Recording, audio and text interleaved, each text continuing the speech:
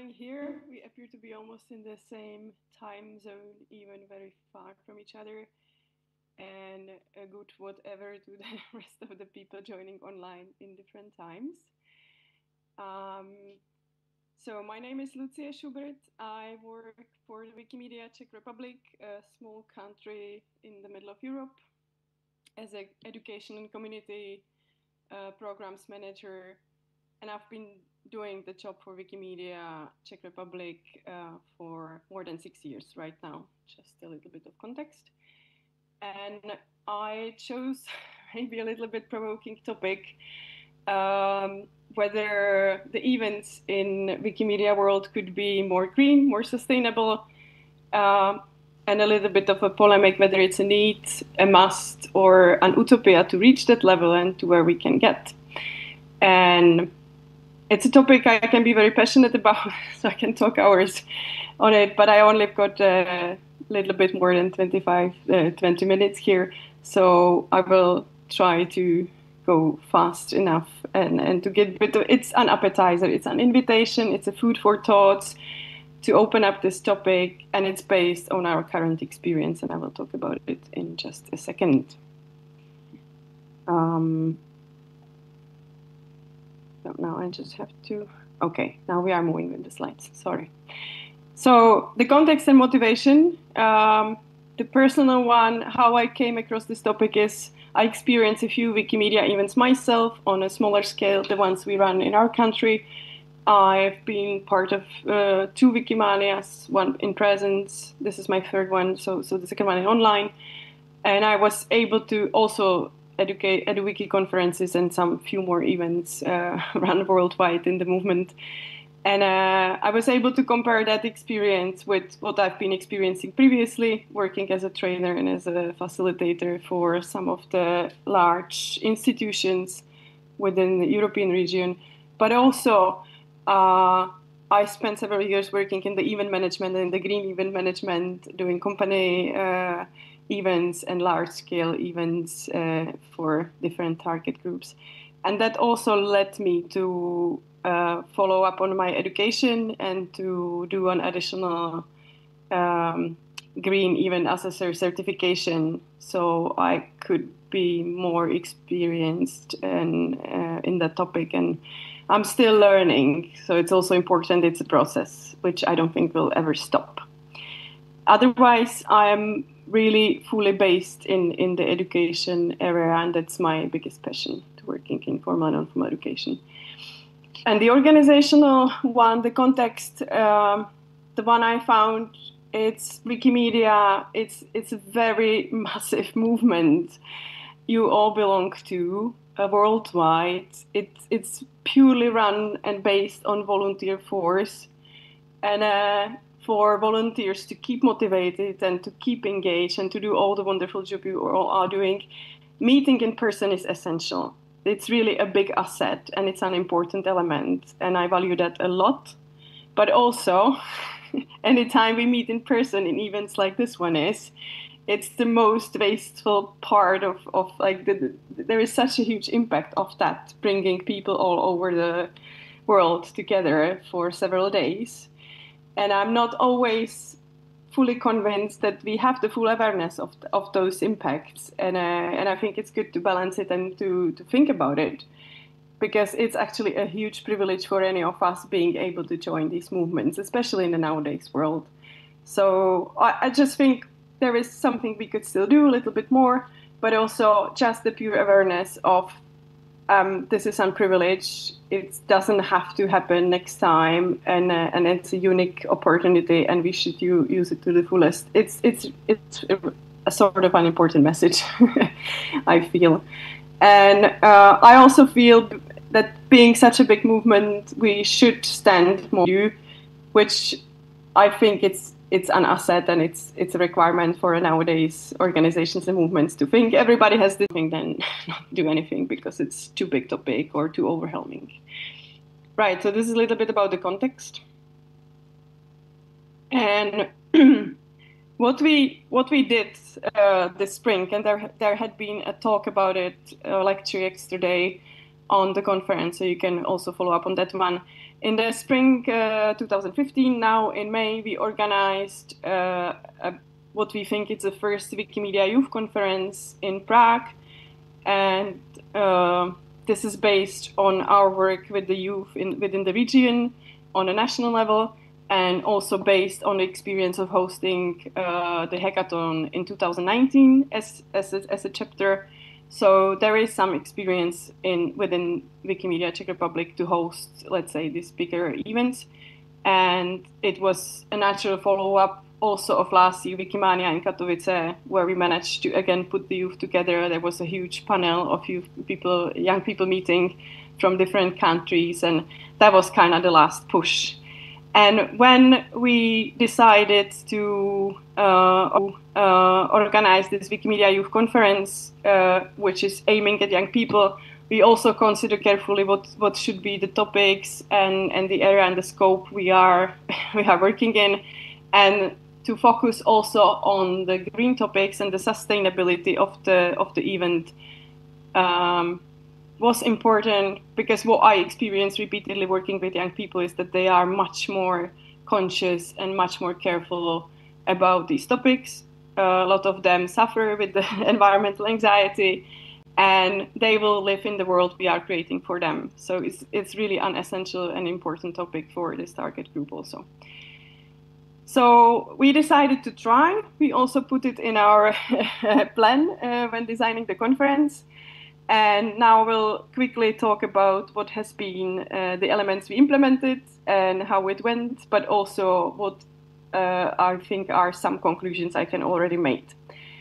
There will be larger report on the whole Wikimedia Youth Conference, and there is also a larger report on the sustainable part of the conference, let's say a sustainable impact report, which is still being finalized, and it will be published, and I will also link it as soon as we have it with the follow-up of this talk.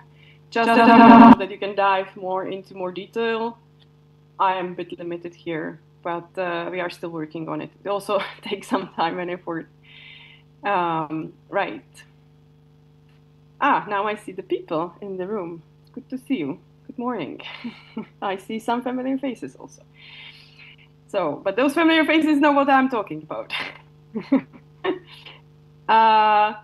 So the usual area of an assessment for events, which I usually go through when I'm organizing anything. And this is the thing, like once you start to do that, it kind of comes into your veins, and you keep on doing that even nobody asks you for it. It still is kind of the DNA you think of. And it's always a kind of a package. So sometimes you can influence some parts and some parts you cannot influence.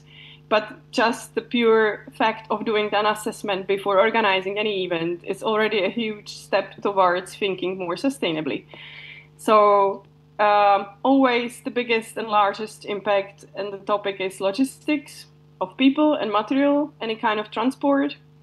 And as you know, now many of you have been traveling a good part of the world to come to Nairobi, so you can imagine how big that impact can be in some of the events. Of course, it's much smaller in the events which you run on national or regional level, but still it's one of the biggest impacts you create, and that's about the travels. And when we come to this, if we take the very basic CO2 consumption equal, then the flights are, of course, the most harmful. And once you fly somewhere, it's really hard to make anything else more sustainable because you already flew there. So you could say, I anyway flew already, so I could just give up on all the other assessments because their impact will be very small. But I think it still makes sense.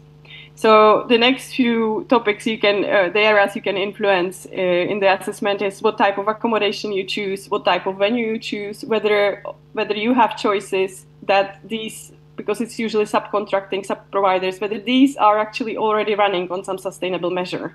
So if you have a wonderful sustainable venue which has a recuperation of grey water and then some composting and whatever else you could imagine, then you already did a huge step by choosing somebody who can actually help you on your agenda. On the other hand, often such a venue can be in a very remote location, and then you spend more time on transport. So I'm just showing a little bit how the thinking goes, and there is no right and wrong answer. It's more about really navigating sort of a roadmap, how how this could be done and what's the best choice. But definitely choosing subcontractors which already have sort of that asset in their own operation makes your life definitely much easier. So accommodation, venue, food and catering, a huge part, not only what type of food, but also the amount. If you also can change the amount through the event, because sometimes you contract something at the beginning and they don't allow you to put less on the bill later on. So negotiations like that ahead, and also what to do with the food which is left. Is there any sustainable or social solution to that? Does the catering company allows you to actually take that food and work with it further on? Materials and equipment, general waste management.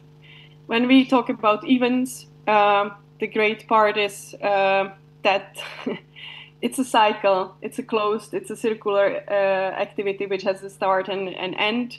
So whatever you bring in, you have to deal with. If you don't bring anything in, you don't have to deal with it. So if you lower the like any kind of trash and waste on the entrance, you don't have to deal with it. And of course, the black bin is the worst enemy. So anything which can be sorted, it's good.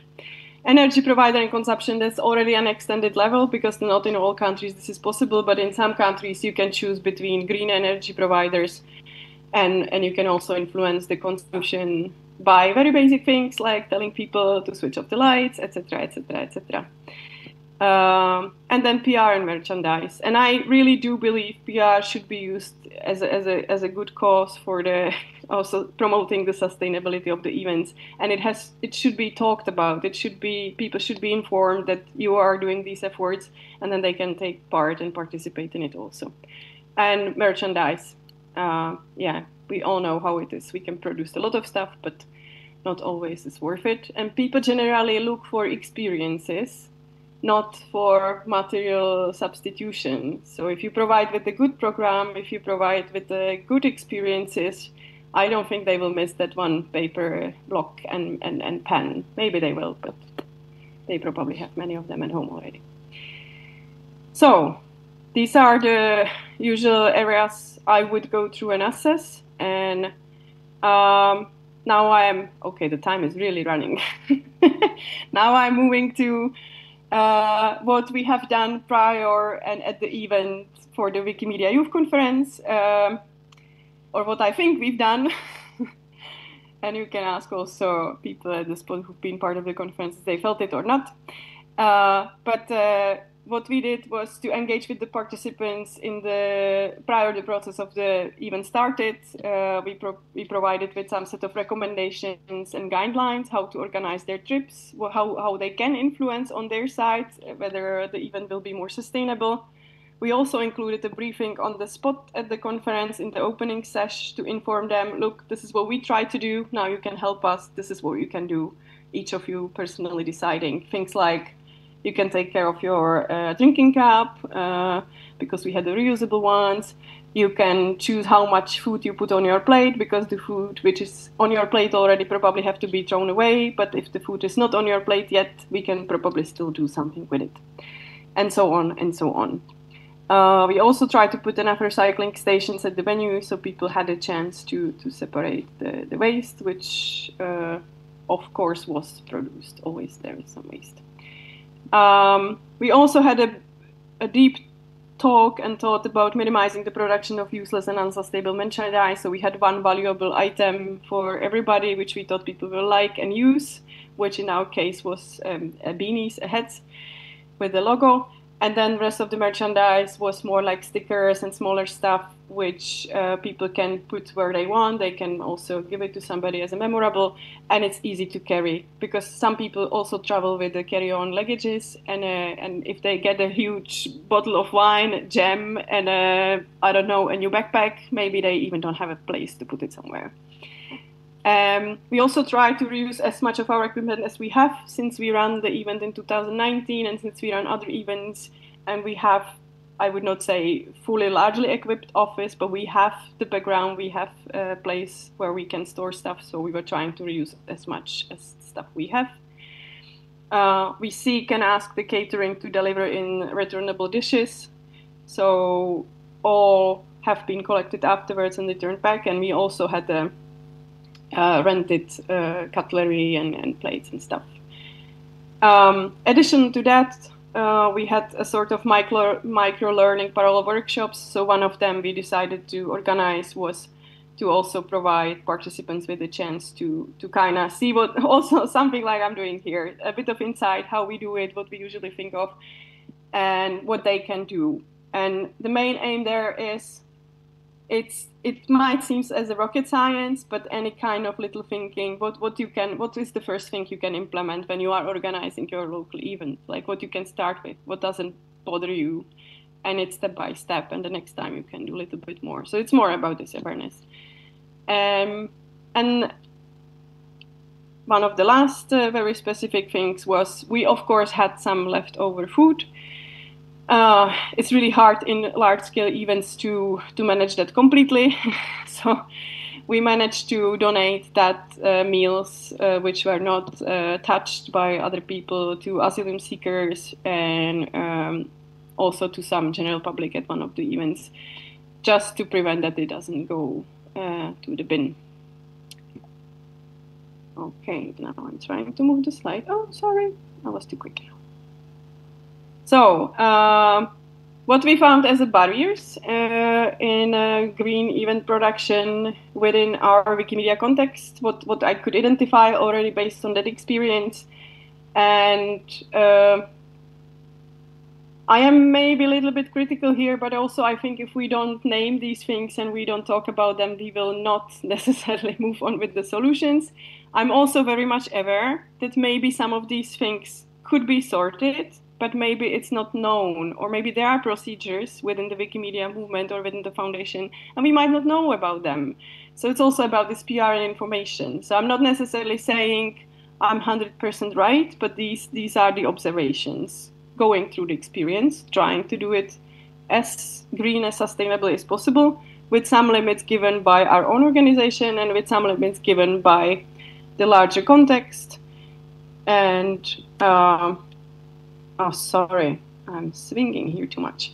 So a huge part of it, because we had the conference fund, just for the context for this conference, it's the travel arrangements which are run by an external subcontractor, and we have a very little influence on the price, on the arrangement, and there is really hard to do any alternatives to the flights.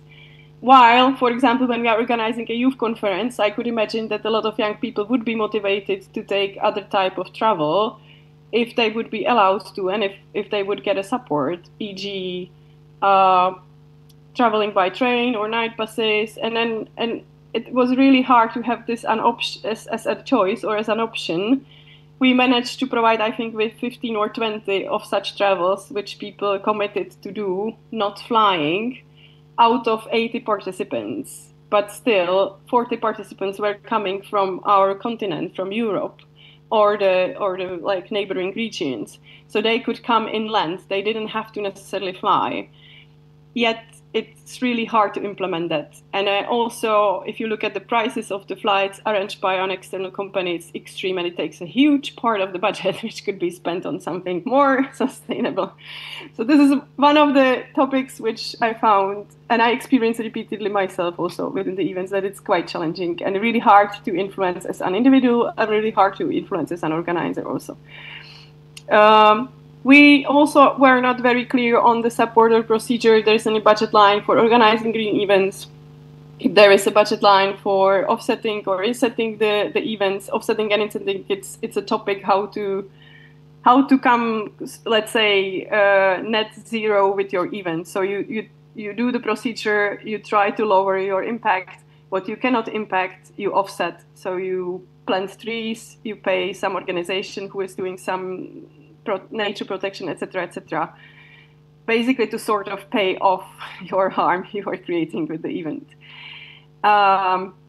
I'm very much aware that there are limits given by each country and region, that in many ways some of us are more privileged than the others. And in that regard, it's really hard to set some standard available for the events management. But there are alternatives, and it's more about this navigating the roadmap than necessarily saying it has to be this and this way. And if it's not like that, it's not sustainable. It always comes from the local context. And I also think there is a lack of actual demand from the crowds. I think some individuals in the movement should ambassador more for this topic. And also, I think we have quite large structures. We have a board of trustees. So I would be really happy to see that some people advocate for this topic a little bit more within the movement. There has to be voices heard. Okay. So, some few general learnings and recommendations towards other Wikimedia events. I think, and I really don't want to make a hard time for organizers, but I think it would be really good if there is a question on sustainability in the funding applications for events and conferences, or in general, not to burden and harsh the organizers, because I understand that people come with different background and education, and it's an extra effort to do. But I think it should be done in the way we are doing all the other stuff right now, when it's being a learning organization and basically asking, because if we ask, we can seek for the solutions together. Provide sufficient support for the organizers. I think we are large enough to have some general training on that, to provide with some coaching and guidance and help those who want to have that.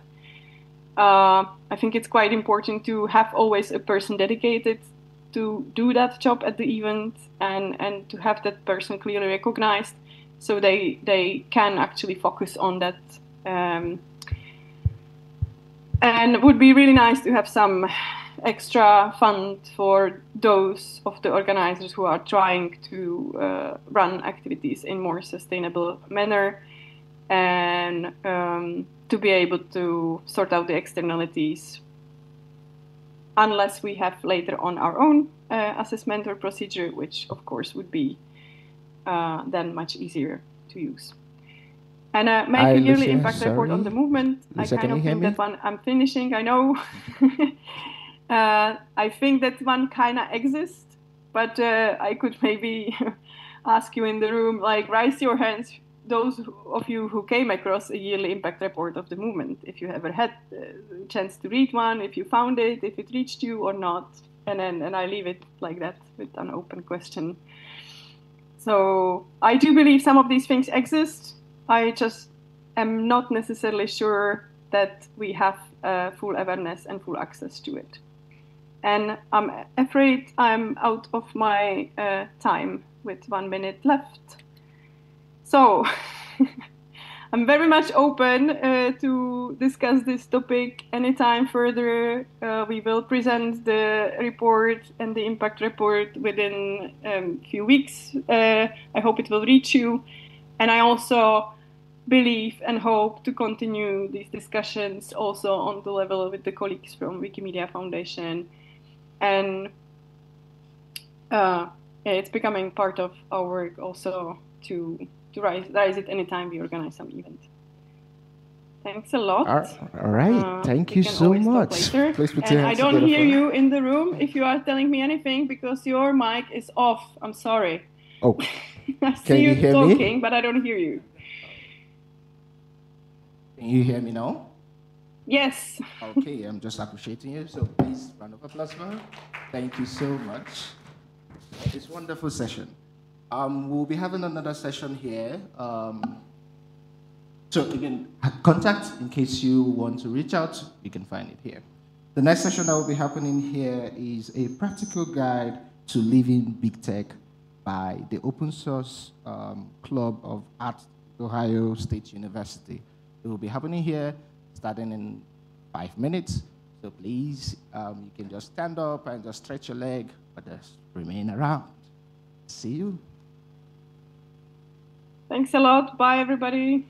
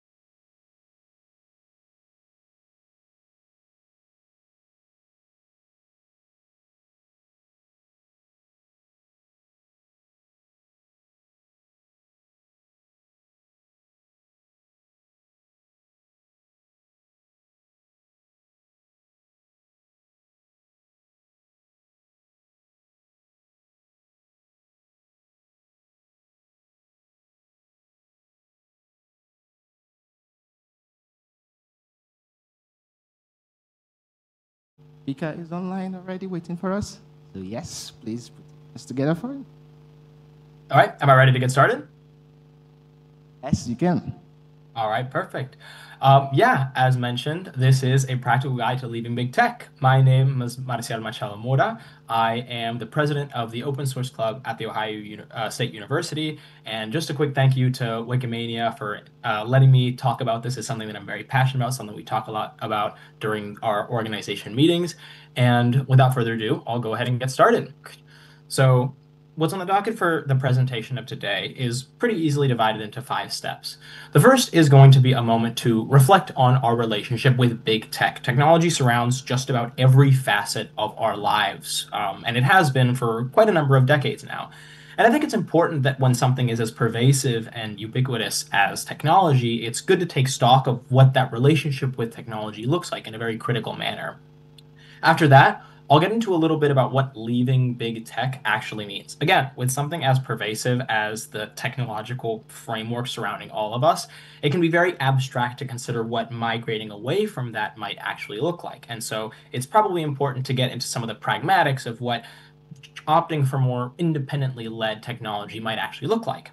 Then I'm going to propose a paradigm of sorts that divides that divides moving away from big tech and technological corporation conglomerates into 4 different stages, where each sort of is a little more involved, but gives you a little more in terms of taking over your digital autonomy.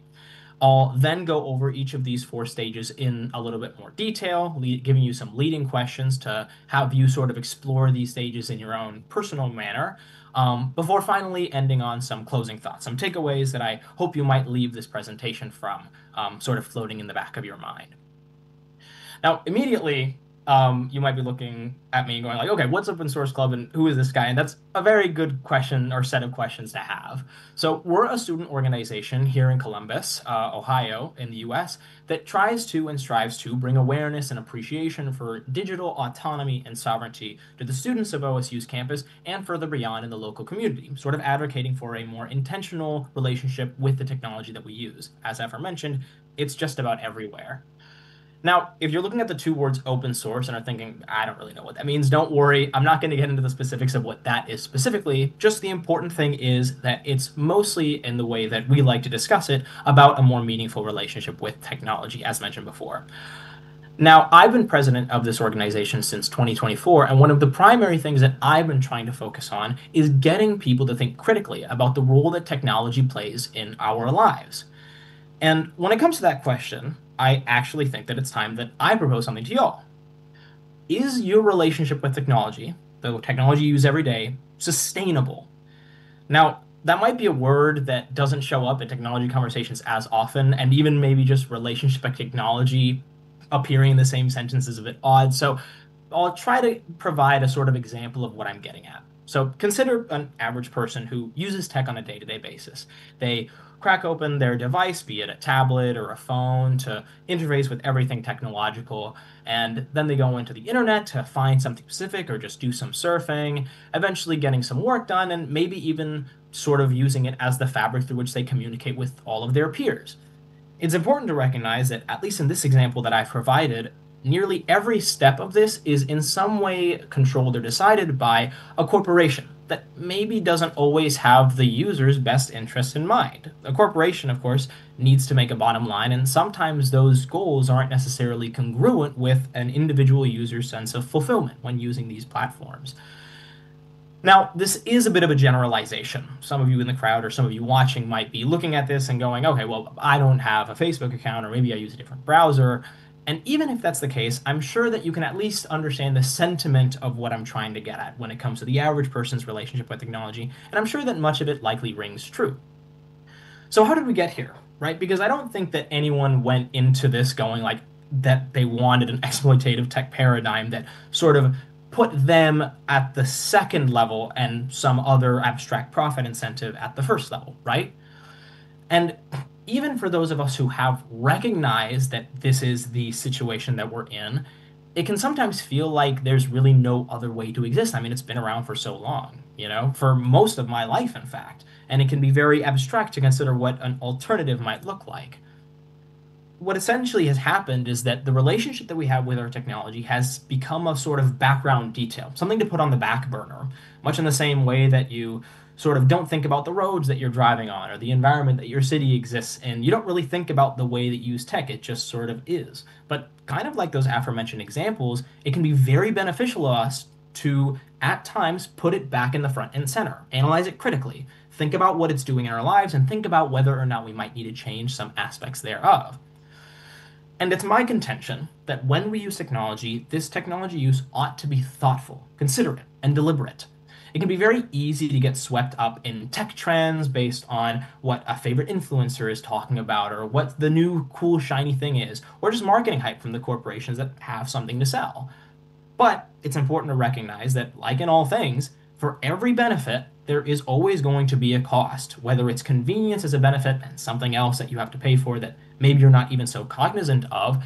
It's important that when we're adopting new pieces of technology or adopting anything in our lives, we're actually taking a moment to reflect on this sort of cost benefit analysis and asking ourselves whether or not the decision that we're making is going to lead to a more sustainable future in our own lives. Now, here's the thing. I nor no one can prescribe what it means to have a correct relationship with technology. I don't know what it means for something to be sustainable for you. I only know what it means for me. That's an individual decision that is sort of going to be something I hope to lead you in the direction of, but that is eventually up to each of us individually. So, consider something for a moment. A lot of the benefits that you get from big tech sometimes come at the cost of leading a slightly less intentional life. And I've seen this firsthand. I'm a college student in 2025. I know what digital media does to people of my age. So, for example, the endless scrolling that lots of my peers bemoan is actually beneficial for a lot of these companies. It means more ad revenue, more eyeballs on advertisements and marketing campaigns. And if I have friends that complain about suddenly going on impulsive shopping sprees, again, that's good for a lot of these companies that are trying to get you to buy a product. And so it's important to recognize that the intent here is to have more control over the way that we use technology and to grow more independent from these impulsive, dark patterns. That's what leaving big tech means. It's taking control and independence back into the way that we interface with the technology that surrounds us. Now, that all sounds well and good. I think anyone can look at a conundrum like this and think, yeah, it would be great to feel more in control and be more deliberate with the way that I use tech. But there's a reason that it's not necessarily the norm. And the reason is because it's difficult. It's very, very cognitively intensive to say, here's the way that my life looks like right now, and now I want to shift it. And so it can be very tough to reclaim a lot of that digital control. But it doesn't have to be impossible. It can be manageable as long as you're realistic about it and taking some carefully calculated steps. And importantly, it's good to recognize that our intention is not to be perfect, to have total control over every facet of everything that we do with technology, but rather that we understand that we're being intentional about the way that we interface with the technology around us, that we're in control of the decisions that we're making, not at the whims of some company trying to manipulate our psychology to behave in a different manner than what we would prefer. So there's a couple of things we want to ask when we're considering the process of leaving big tech.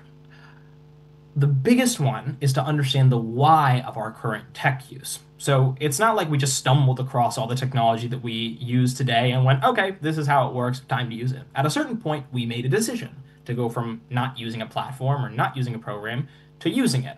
Now, how critical of a decision that was, who's to say? I know for one, my memory can be shot at times, and so a lot of this just seems like secondhand.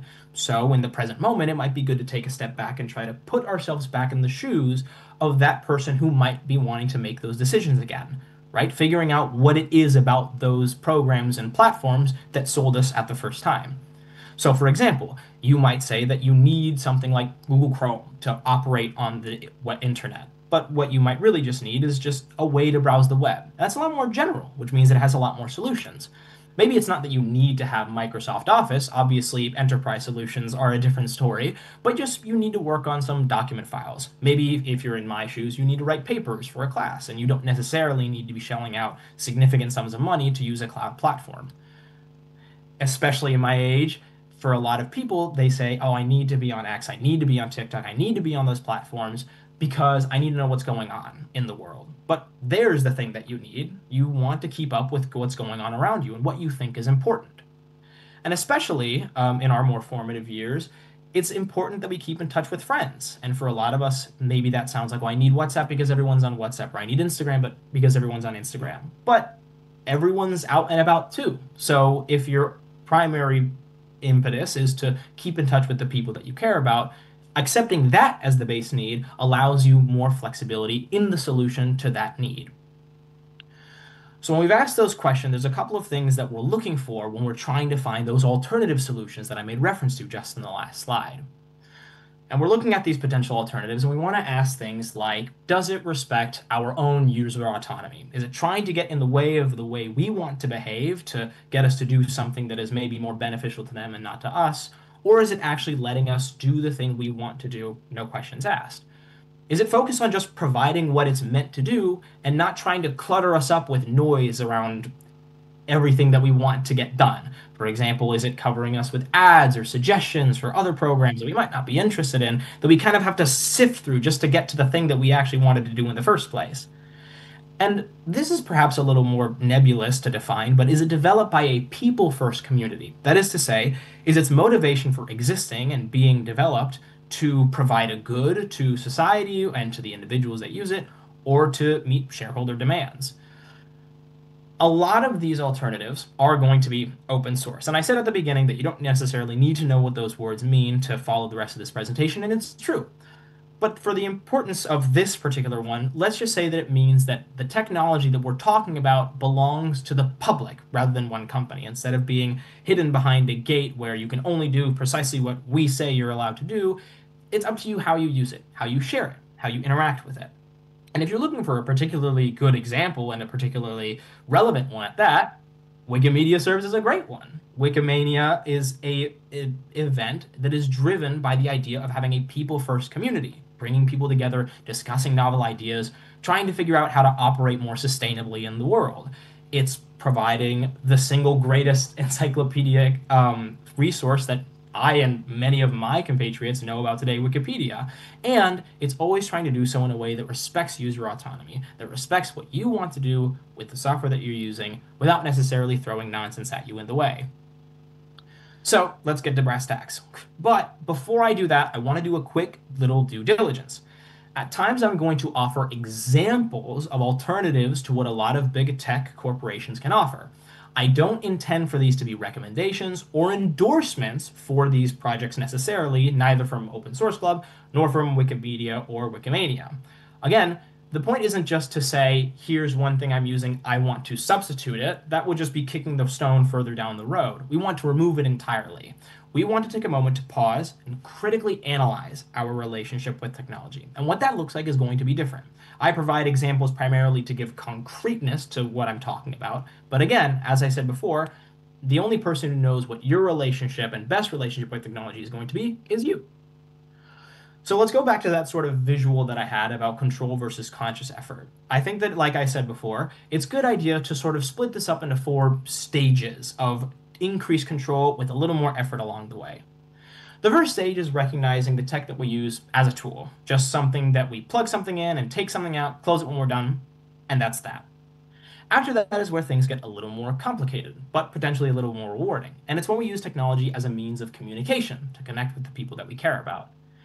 After that, we're going to take a look at the stage where we talk about technology as a part of a network, as a way to connect with the world at large. And finally, the toughest one, is taking a look at technology as a lifestyle, recognizing the degree to which technology pervades every aspect of our lives, and seeing if there might be some lessons to learn in considering even those most fundamental changes, the ones that for many people might not necessarily be practical, but for others might be exactly what they're looking for.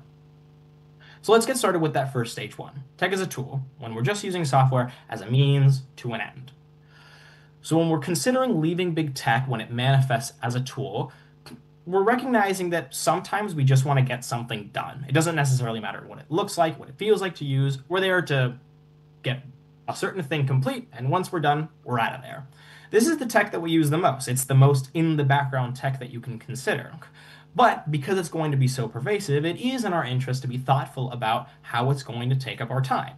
So consider, for example, if the apps that you're using to create work, whether it's writing or photography or otherwise, are demanding unsustainable things of you? For example, does it require that the creations that you make be provided to them royalty free? Or does it require that you have to deal with a lot of noise around the program that takes up your attention?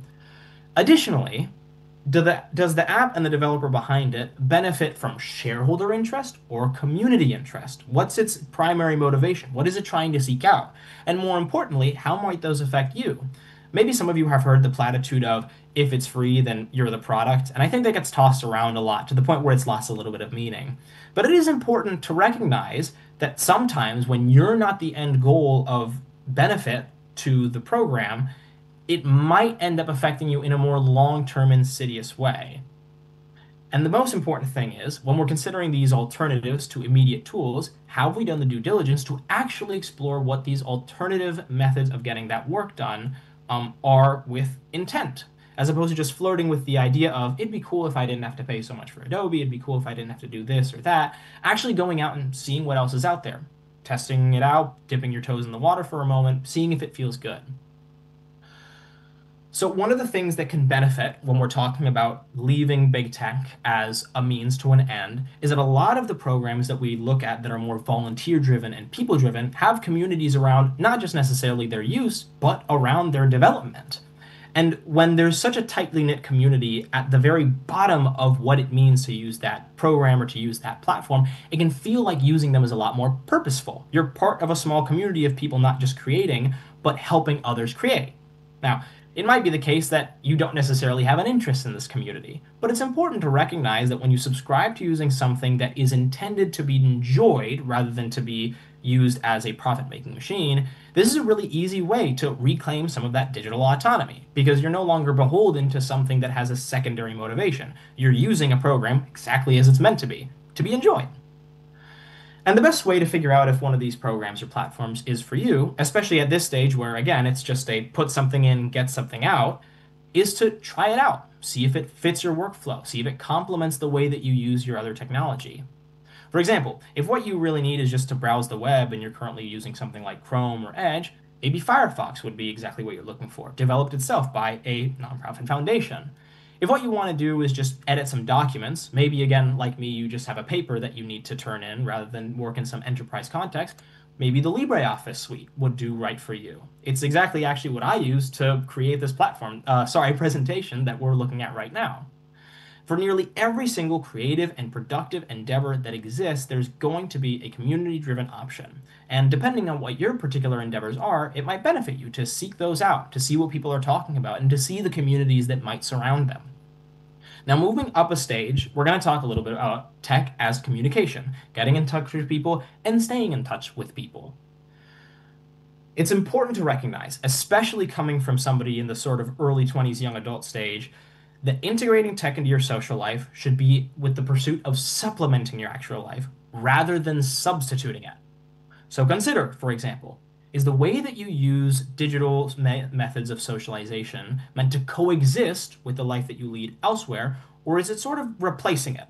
I think I speak from a lot of experience as somebody in my age range that some people use things like Instagram or Snapchat as a sort of second digital life, when in reality they should be conducive of the life that you lead in the real world. Might the way that you communicate with your peers, whether immediately or in group settings, undermine your autonomy in some way? Is the way that you're interfacing with others leaking information about the way that you talk with your friends or the things that you're interested in a way that might turn around to, again, manipulate you with those dark patterns I made reference to? Now, this stage is a little more challenging because it's inherently social. There's a certain element of dependence that you have on other people that you have to sort of accept and 4 minutes left. Sorry? 4 minutes. Oh, 6 minutes. Yes. So here we go. So it's important to recognize that that devices nor the internet in any meaningful capacity are the end-all be-all of our relationships. They should support our capacity to create interactions. And we wouldn't want these interactions to be leaking information in a way that turns us again into less intentional creatures, less intentional beings that want to operate in the real world. So instead of things like using Discord or WhatsApp to communicate with people, maybe opting for more private, dedicated channels like Signal and Matrix and using them primarily as ways to meaningfully interact with one another, not just constantly having multi-hour long calls, but actually deciding, hey, we should go out and do something together. Now, the third stage, using tech as a network, is where things get a little more finicky. So whether it's news or local events, there's always something that we want to be involved in, and in a way, tech is always going to play an important role for that. So when you're following public figures or relevant news, is the amount of noise you have to deal with enough to justified in getting what you actually want to get to? And especially for those of us who might have more public-facing social media accounts, is the way that we're doing that publication sort of beholden to a lot of the whims of a corporate-backed platform? The question that you want to ask is when you're existing in these digital interfaces and these digital networks is whether or not you want to have one single point of failure that you don't have a lot of control over. And it is true that corporate social media like this is one way to interact with the world at large, but there are other more community-driven, cooperative social platforms that you look at, like Mastodon or Pixelfed. And when it comes to finding local news, it might just serve you well to do just that. Look at local news, trusted individuals. It's important to recognize that when we're operating in the digital world, it's not a second life, it's a support for the more intentional immediate life. And the last stage, looking at tech as a lifestyle, is again recognizing that there's a lot of other ways in which tech makes a part of our life, whether it's email or cloud storage for important files or memorable photos. Everything that we do otherwise that I haven't even talked about yet can sometimes be dominated by big tech. So ask yourself if it benefits you from being independent from these corporate actors in the way you use your tech. If you tried to fundamentally change this relationship at this stage, might other people benefit from that sort of decision on your part? Would you be able to help others in this similar goal? It's important to recognize that sometimes these offerings by big tech sometimes make sense. Sorry, I lost my place. But even if you end up deciding that it's important to sort of relegate these responsibilities, exploring these in a hypothetical way even might do you some good in terms of other decisions later down the line. So for example, when it comes to finding media instead of algorithmic things like Spotify or YouTube, maybe your local library has a lot of meaningful curated media. Maybe you want to work with some friends to sort of set up a local version of the cloud where you can all work together to host your important pictures or files. And if you really want to take the plunge, even changing the very operating system with which you integrate with all of your technology. Now, it may be the case that these were very general examples that don't necessarily apply to you specifically, and that's true. I might have lacked that at certain times. But the reason for that is that if I'm giving advice without the important context, that isn't practical advice that is necessarily actionable. The point is that this isn't necessarily a switch for flipping, it's a paradigm shift, and how that shift succeeds depends on what you feel you need to change. So quickly wrapping up, whether it's for autonomy or privacy, there are some good reasons we might want to wean ourselves off of big tech's hold. It can be challenging to do so, but it isn't necessarily impossible, and beginning that process requires that we take a step back, analyze our situation, and ask some meaningful questions, and recognizing that tech should support our journey. And if we're able to find support in doing that with our peers, it can make it a lot easier, and frankly, a lot more rewarding too. That's all I have. Thank you so much for listening, and I have my the website for our organization here, as well as our email if anyone has any questions. Thank you so much. Yeah, thank you for the opportunity. Thank you. Up next, we'll be having another session, which is Wikipedia Web. And this session will be starting in 4 minutes. Yes. Feel free to just stand up and sit down so the blood keeps well.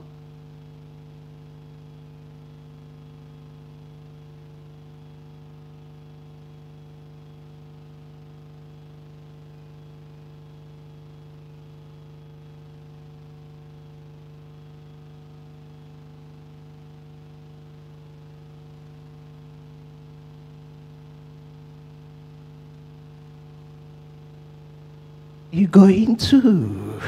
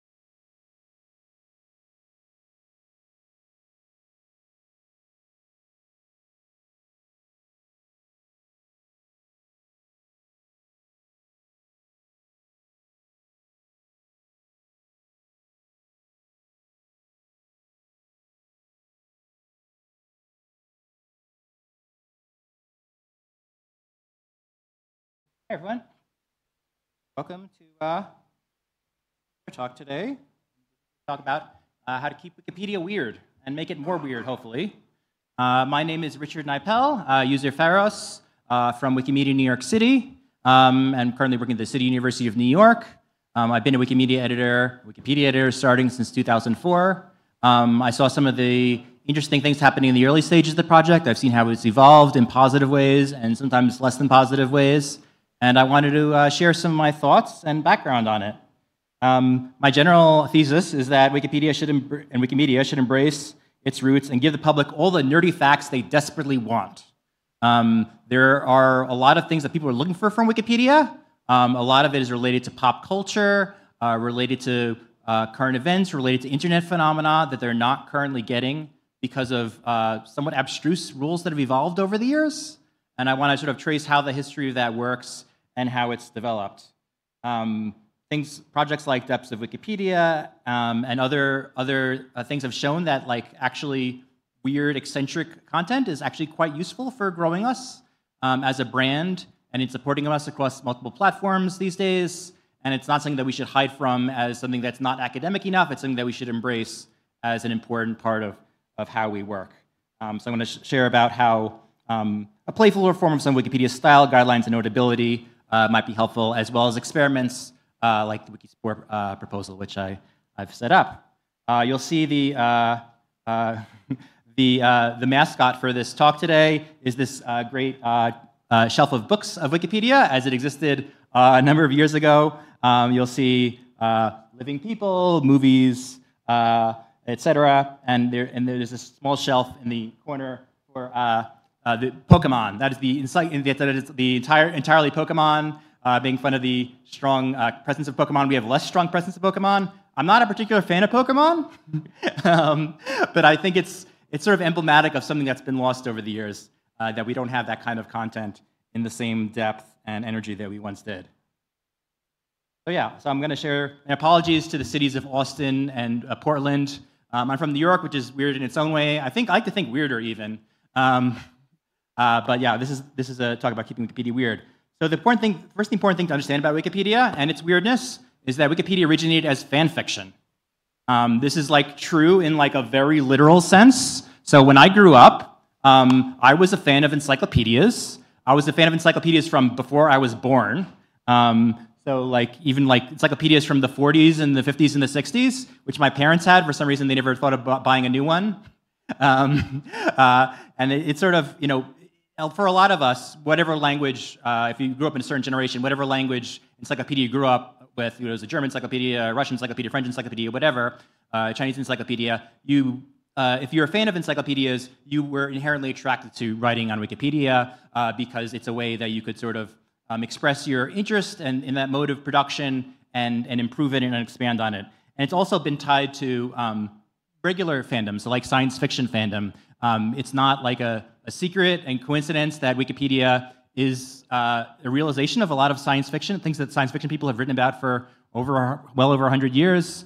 So things like H.G. Wells wrote about the world brain in both a fictional and a non-fictional context. There was Encyclopedia Galactica from Isaac Asimov, and there was sort of the parody of that, the Hitchhiker's Guide to the Galaxy. And in fact, one of the early immediate predecessors of Wikipedia was the Hitchhiker's Guide to the Galaxy sort of fan site. So that it was an interesting development as it came up as fan fiction. Over the years, we had a lot of rules about what Wikipedia should be and what Wikipedia should not be. In some cases, this is helpful. So Wikipedia should be an encyclopedia. People learned at a relatively early date that they should write within this particular encyclopedia-like style that they're used to. It was useful in establishing the community, but over time, I think it got too strong and too restrictive. People saying we should be like this encyclopedia, and we shouldn't be a dictionary, an academic journal, a forum, an advertising site. Well, we shouldn't be an advertising site. We shouldn't speculate on future events. We shouldn't have all these. We shouldn't include things that are on social media, et cetera. I think it became a little bit limiting. One of the weird things about Wikipedia, one of the beautifully weird things about Wikipedia, is how it became a nonprofit. So the biggest reason Wikipedia is weird, compared to every other site on the internet, every other property, is that it's a nonprofit driven by community volunteers. This is not an accident. volunteers in 2006, working in the Spanish language, decided to fork their project to make a new project focused, which would not have advertising, would not have the advertising that was being discussed at the time. And because of that, Wikipedia became a nonprofit project, and it worked that way. I think the important thing to learn from this is that Wikipedia would not have worked if it became a commercial product. Some things work as commercial products, some things work as non-commercial products. I respect the generosity in releasing Wikipedia under non-commercial terms and being free of open copyright, but I do not think that if Jimmy Wales made a different decision, Wikipedia would be a great success as a commercial company. I think it would be a middling success as a commercial company. It's a fantastic success as a nonprofit. I think we have to recognize that's our unique strength. Yeah, so another aspect of this, there have been other wikis that have been developed over the years. Things like Wikia, originally known as Wikia, now known as Fandom, has a lot of wikis related to video games, movies, TV shows, internet phenomena, and this attracts a lot of younger people. I've met a bunch of these people. Sometimes they get involved with these wikis before they get involved with Wikipedia, and it's a bit disconnected. And it's kind of a shame that we don't cover these topics in as much depth on Wikipedia, and there isn't that pipeline. So people are wondering like who's writing Wikipedia articles about the United States Supreme Court or conflicts around the world. They're often people who came in when they were kids writing about Pokemon or something like that. And then these are the people who become our most trusted and established editors a few years down the line. One of the historical incidents that put some restrictions on Wikipedia, with good reason, was the Siegenthaler incident, where a United States official, someone in the public eye, someone put in libel about them on their Wikipedia article, saying that they were somehow suspected of being involved with the assassination of John F. Kennedy. This is obviously untrue, and it was unsourced. It led to some positive reforms in terms of making sure that there are particular policies around biographies of living people and enforcing more references. But it also, I think, maybe not directly but indirectly, led to some of these restrictions, which are unfortunate. Another project that came up around that time in early Wikipedia history was Citizendium, started by Larry Sanger, who was involved with Wikipedia early on. This was supposed to be the great academic response to Wikipedia, because Wikipedia was run by the lowbrows and the Neanderthals of the earth, and you had to have a PhD to edit Citizendium and experts on certain topics.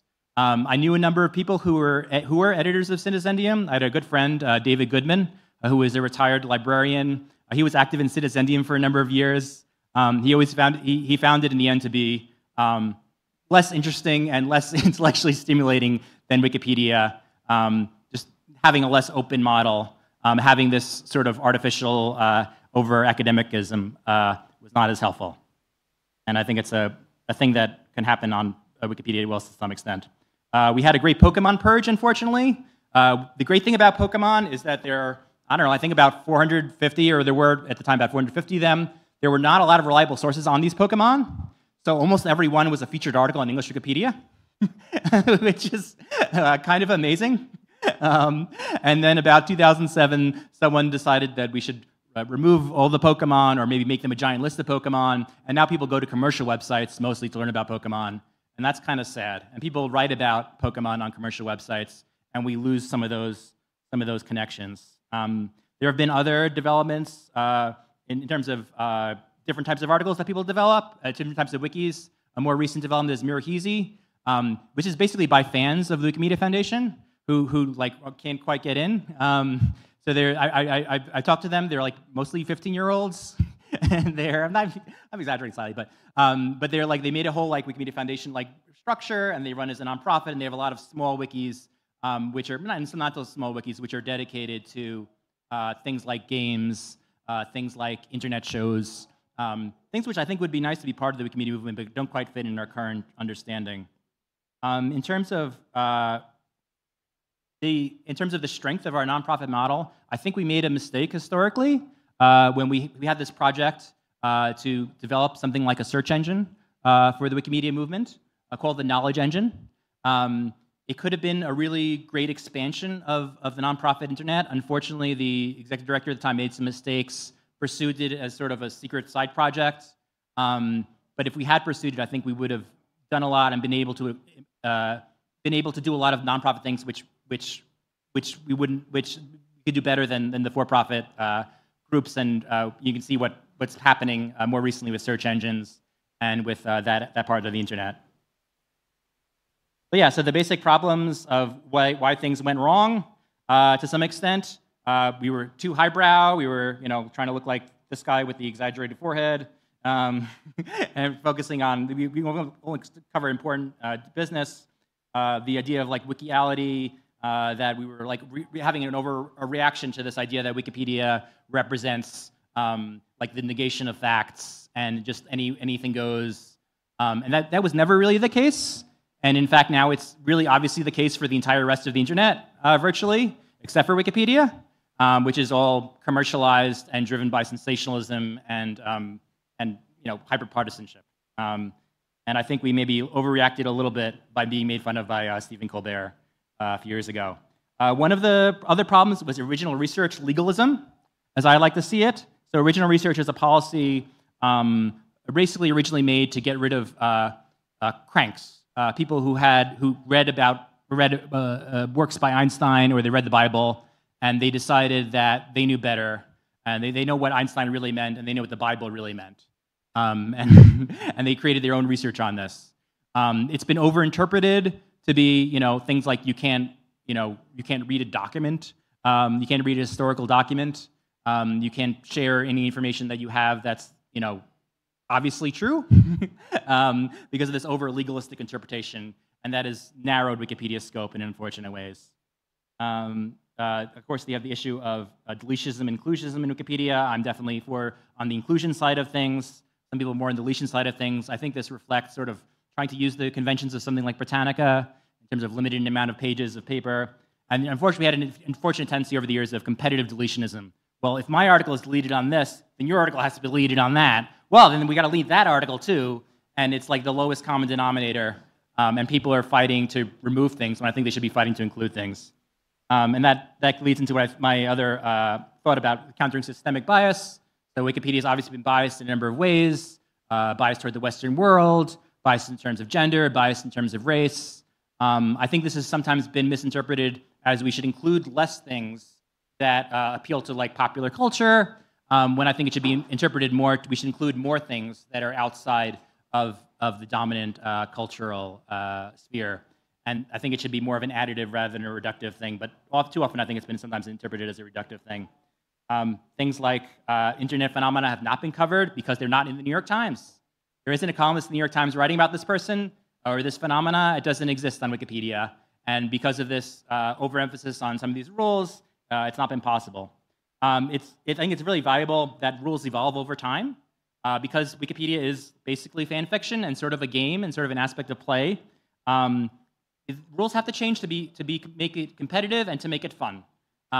You wouldn't have the same rules on Wikipedia you would have 20 years ago. You shouldn't have the same rules going forward. As certain areas are filled in and other areas need to be completed, you change the rules. As we develop competencies in certain areas, we can cover more areas in greater depth without sort of the danger that we had when things were more unreferenced. So I think it's valuable to have this general renewing of the guidelines. So the guidelines. I want to share about the guidelines. So importantly, I think it's valuable that Wikipedia looks very Wikipedia. We should be on brand in our branding. I personally like bolding the title of a Wikipedia article. This is a tradition that sometimes people think it's too weird, or we shouldn't do it sometimes. I think it's kind of nice that people think of an awkward title for Wikipedia and they put it in bold letters. I think that represents our brand, and we should embrace it. We should embrace things like citation needed, things like that. We used to have fun things that people would be able to point to across the internet, like this article on Gatsby, the novel, which was written without the letter E. The entire book was written without the letter E. several hundred pages long. The Wikipedia article for many years had a consensus to not have the letter E either. And it was kind of amazing. And then some stick in the muds stopped it, and they put an E's all over the place. And I think we were probably better off if we had an E-less article. I think it attracted people, it helped build a culture of appreciation, and I don't think it did any harm. I mean, other than being a little bit weird, I don't think it did any harm. Yeah. On the talk page, one of the people, there are many archives of this talk page. One of the people that advocated for not using an E made all his arguments without the letter E. See, I don't think there's any harm in that. I think that's good.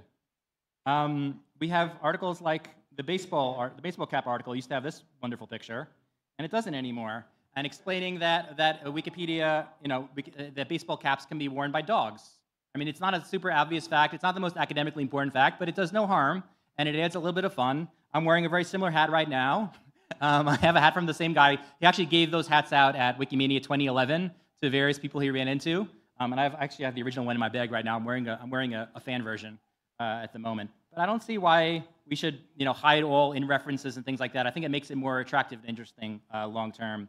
Things like guy standing, which is another one that Andy has pointed out, who has been it used to be, say, guy standing, parentheses, sitting in this photograph, and it's been variously made a little bit more boring now. So he's standing at this Congress, this event. But why shouldn't we have a little bit of a fun caption? I don't see the harm in that, and I think it attracts Wikipedia rather than not.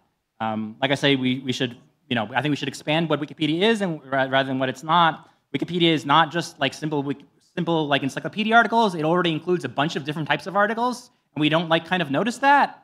So they're like introductory articles. There are these whole articles that are like introduction to quantum physics, introduction to like medieval history, and they're written as an introduction rather than an article on that subject per se. There's encyclopedic dictionary articles about like a particular word, often like controversial words or profanity or slurs, but also like historic political words.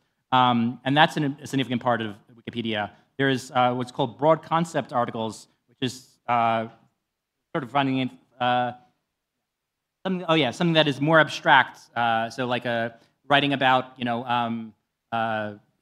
health ministries or something rather than individual health ministry. We have in popular culture articles, which have been much heard over past years, but I think it really is an interesting thing that a lot of people come to Wikipedia for, as well as so many different types of lists: alphabetized lists, annotated lists, subheadings, chronological lists, sortable lists, timelines, glossaries, words, outlines, bibliographies. Many bibliographies of authors are quite interesting on Wikipedia, topical compendiums, current events.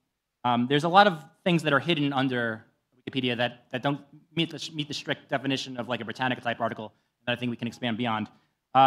We have developed history over the time. So when we were less legalistic in terms of original research, we had things like developing a history of video game consoles. So Wikipedia has developed its own history of video game consoles, first generation, second generation, third generation. I don't actually follow this, but if you do, this is apparently all over the internet now. It was invented entirely on Wikipedia by people deciding that this video game console is sort of the same generation as that video game console. I don't think it would be allowed today, but it kind of performed an interesting function. We have things like the Pokemon text. So this was a question of whether is this topic more important or less important than the average Pokemon? This is developed over time. I think that our our plots in movies and films and stories are incomplete. This is a film I saw recently when I was developing this topic. It's a Hollywood horror film, but it also touches a lot of aspects of history and theology that are sort of asides, but they're not in the Wikipedia article really. And it probably would be against the plot policy to include them all. But it'll be really interesting to mention the heresies from the 4th century that are in this Wikipedia article and the different religious traditions and things like that. But they don't quite fit in our current conception. Obviously, there's a lot of things that were famous that were rejected for notability that were later quite important. It's important, I think, to have a focus on unusual articles. The weirdest articles are the most viral or spreadable articles that create some wider currency on the internet. So how do we improve this? So here is the Whole Earth catalog. I want to go back to where does the internet society come from? It comes from Silicon Valley, but it comes from the counterculture of the 1960s to a large extent, and it diverged to a very corporate level and a sort of more hippie type level, and we're sort of represent the hippie tradition a little bit more. I want us to, so as things have become more corporatized and developed, there's been decreasing quality of a lot of the platforms that people use.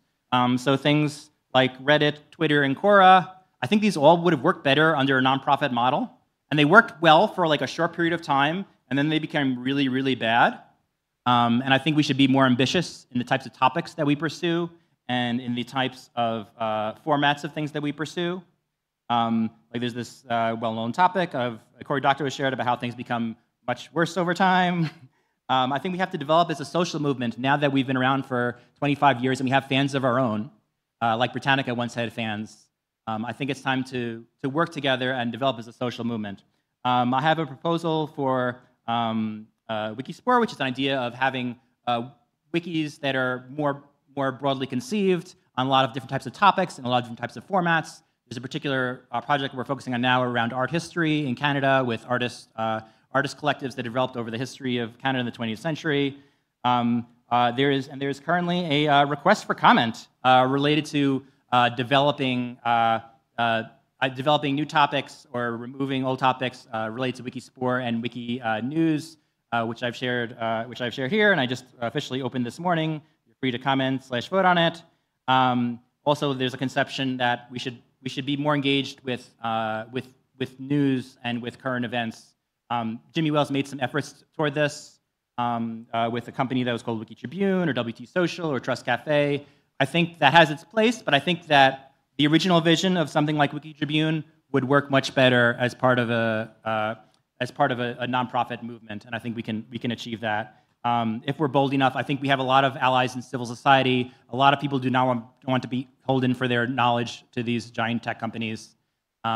And I think we can build something better and weirder and more amazing if we work together. And I invite people, if you want to join, we're having a lunchtime meetup next door in Kisumu. If you want to talk about Wikispore or any topics like this. I think we should experiment more as a movement. I think we shouldn't be ashamed of being, proudly weird Wikipedians. It's not something that we should hide. When people discover, I've met a lot of like random people who are fans of Wikipedia. Sometimes we put up notices, like if you're in the New York area, come to this event. People are always shocked and amazed that there are people who spend their time working on Wikipedia articles for kind of fun and as a hobby. And this is like a really large outer community that can be engaged. And a lot of ways to engage them is with weird content. And I hope you can join.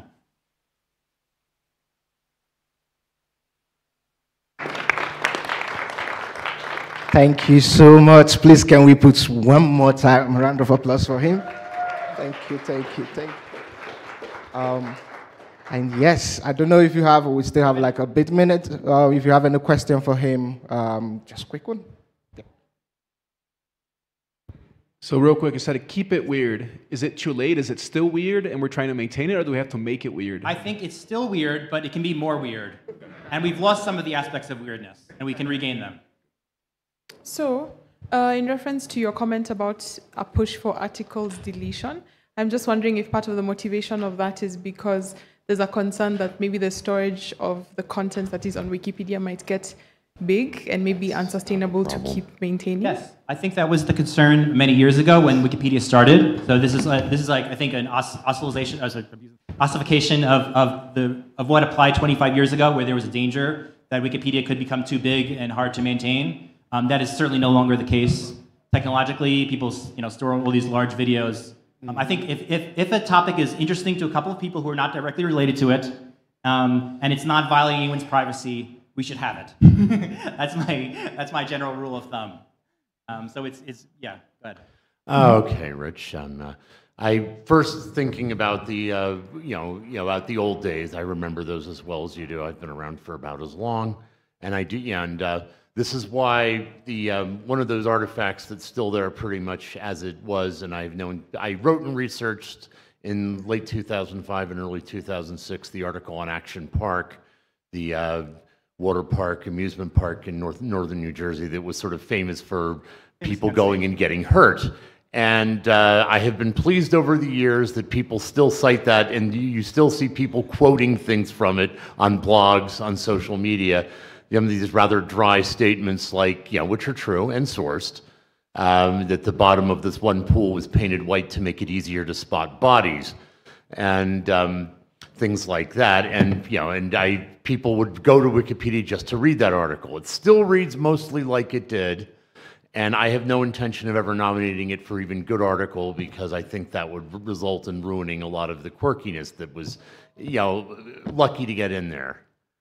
But on a second note, I think also too that in a way we've succeeded with this weird aspect. We've sort of, through Wikipedia, we've pushed that weirdness out into the general culture. For instance, I was talking with Annie just a couple of days ago. So there was a few days before I left, there was a thread on Ask Reddit.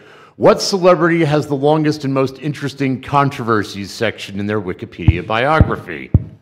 And having written a lot about George Santos, I was sort of glad to see that his was one that came up. And little quirky thing that, you know, sounds like it's some, yes, the former congressman, now federal inmate. Yeah, one of the quirky things that came up that I told Annie about the other day, and I'm sure it'll make its way into depths of Wikipedia at some point, I hope, is that the article about George Santos, even though we trimmed it down a bit, is still longer than the article about Jesus Christ.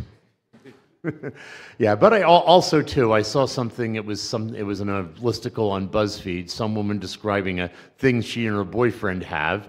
Whenever they're cooking something new, they take a picture of it, badly lit, off center, and slightly out of focus, and send it to each other. And they said, and we call it Wikipedia food. Yeah, I mean, if anyone has a chance to talk about Wikipedia and engage with it culturally, I think that's kind of a win. We don't want to be lost in the conversation, especially as we're becoming more invisible in things like search engine results. So my hope is that weirdness can help build a wider Wikipedia culture beyond just the core editors, and people who are just like interested in an alternative. I think Wikipedia is a counterculture to this big tech thing that we have going on in the world today, which is increasingly destructive. And just in a very real sense, this is the other way of doing the internet, and I hope we can be a little bit more ambitious in how we do that. Thank you so much. Again, a round of applause. Right, thank you so much. So we'll be having a quick tea break, so you can just go and just have tea, stretch your legs. We'll be back in 20 minutes. So the session we'll be having after this will be Imagine a Future for Scribuntu. So yes, please go and come back. Make sure you come back.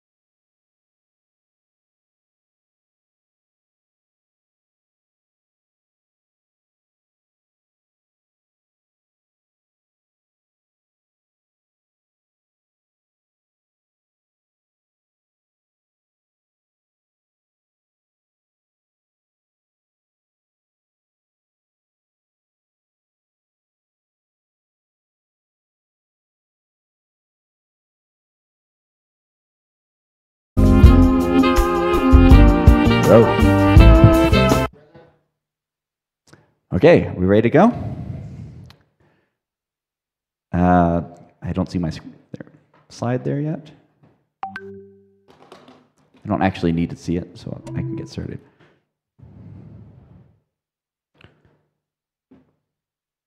Give me a second. Okay, hello.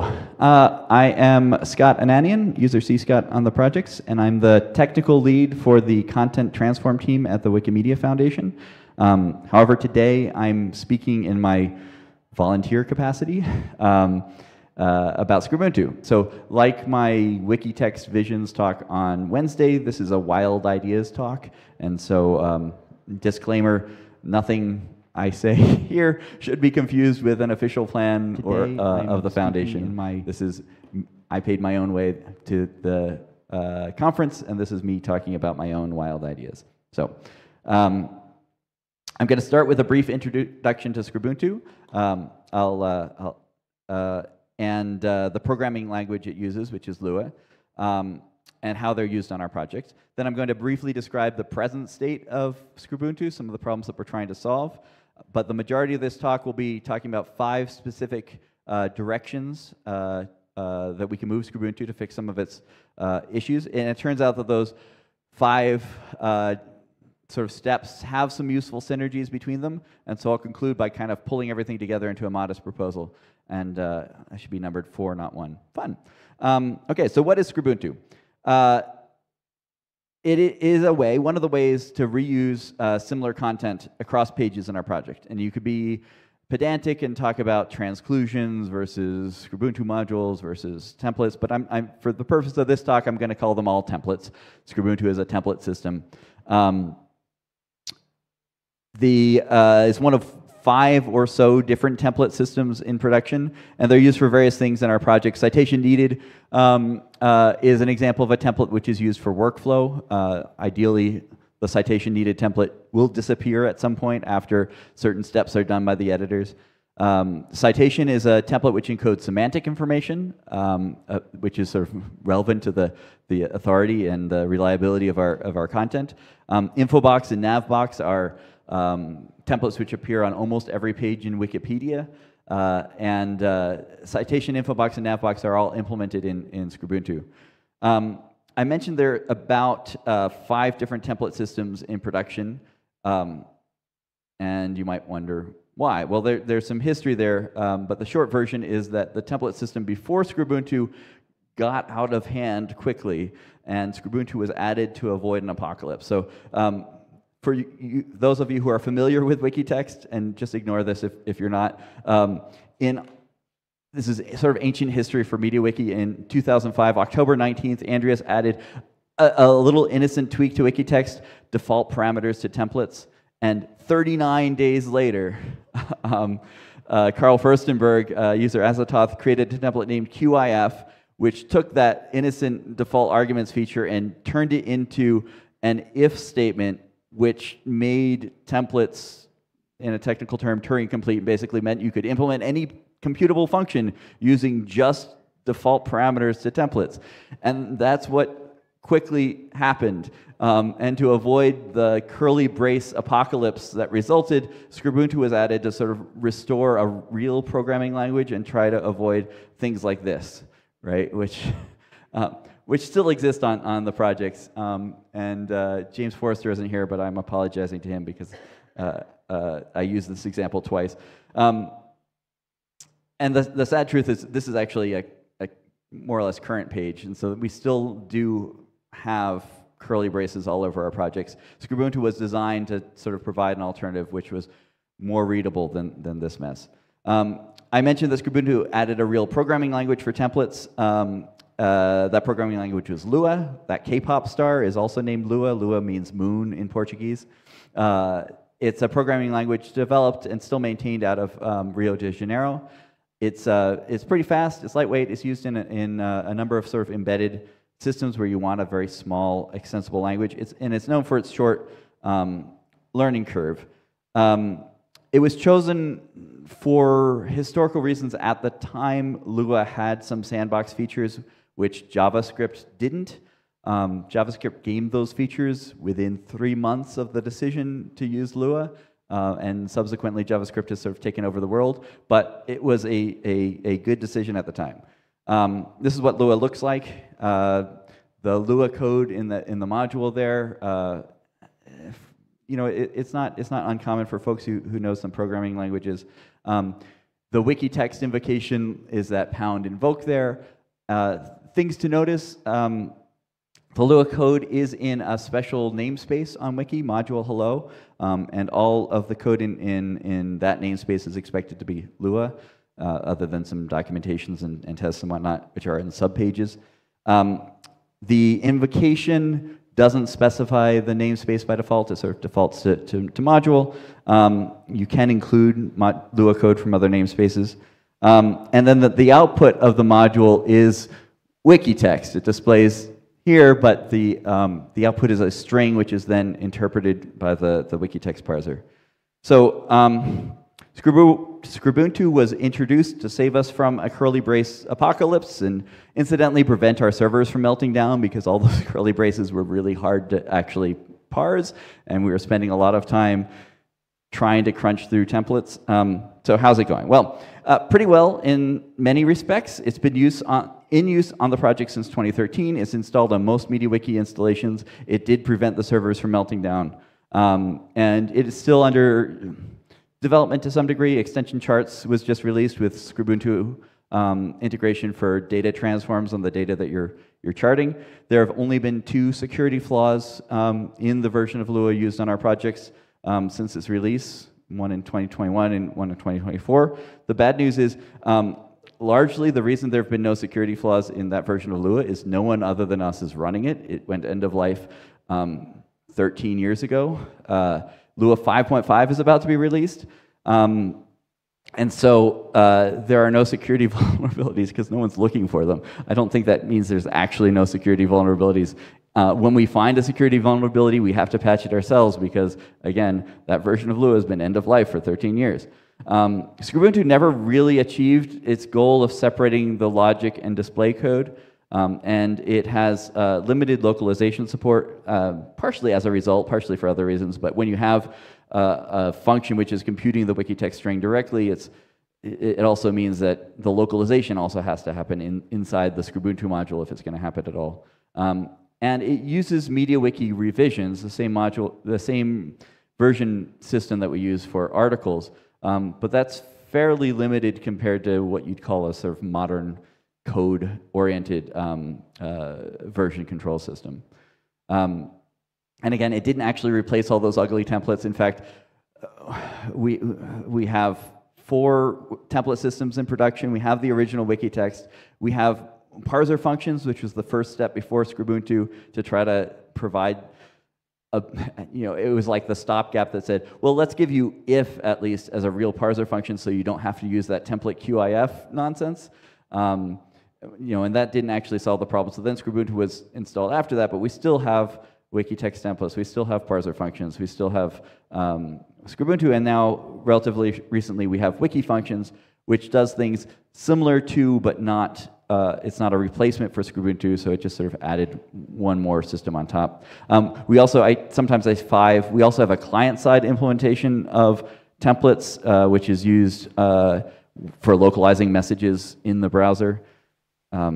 Yeah, we love them. We like adding more of them. And the Scribuntu API is unfortunately dissimilar from any of the other APIs we use on the projects. We have, MediaWiki itself is written in PHP. There's a PHP API. We have a client-side API written in JavaScript, used for user scripts and gadgets and things like that. And increasingly, we have machine learning pipelines which are written in Python, and we have some APIs for that. Scribuntu is none of those. It doesn't share.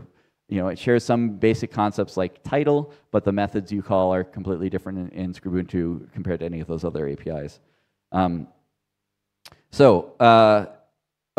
just wanted to call out, it got cut off on the bottom, but there is a 7-year-old fab task called Future of Scribuntu, which lays out a lot of these problems too, so I wanted to give a shout out to the community member who, is, I'm not the only one to notice these problems, and folks in the community have been on top of this as well. So here's our bus. Here we're going to try to turn it around and think positively, right?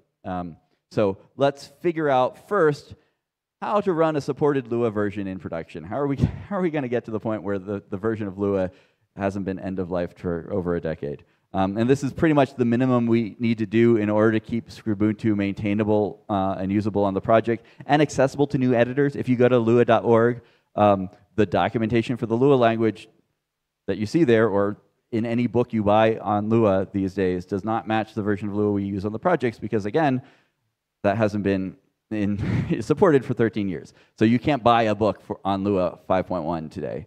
You might find it in a library, but they tend to they tend to get rid of books about obsolete programming languages quickly. Unfortunately, there are some backward incompatible changes between Lua releases, so we can't just sort of switch things to Lua, to the latest version of Lua and call it a day. That would break a lot of content on our projects, which is why it hasn't been done. That's what we usually call in computer science a flag day. We sort of decide that on this day, starting on this day, we'll suddenly be doing something new and try to change everything all at once. We have successfully had flag days for various things in the past, but I think pragmatically speaking, we're going to need some period of time when both old version and new version of Lua are running at the same time. And if we do that, the first problem we need to solve is naming. What are we going to call the new version of the module? What are we going to call the old version of the module? And there's basically three options here. One is you invent a new namespace. So if old version of Lua is in module namespace, you have module 5.5 or whatever. And then you need a new version of the invoke method to say this is a Lua 5.5 module as opposed to a regular one. The other option is to keep it in the same namespace and use some sort of extension on the page, infobox/5.5. And then you could use the same invoke function, but there's some magic that happens to say if the module you're invoking ends with 5.5, then use the Lua 5.5 version, otherwise use the main one. And the third option, and not to give away the ending, or the punchline, but the one I sort of prefer is to use the same namespace, but use some out-of-band information to say whether this module infobox, is compatible with Lua 5.5 or not. And you can either do that with markings in the top of the files, either a comment or a special string or something, or you could use external metadata, either the what they call the content model for the page or a separate slot. I should say what a slot is briefly. Multi-content revisions is a change in the way that we store pages on Wikimedia. Rolled out in 2019. It's not widely used yet. It's used for structured data on Commons, but it basically lets you have multiple parts to any page. So an article has the main slot, which for article pages is usually the wiki text, but it can have other slots as well, which other information gets tracked in the revision system, just like the main content.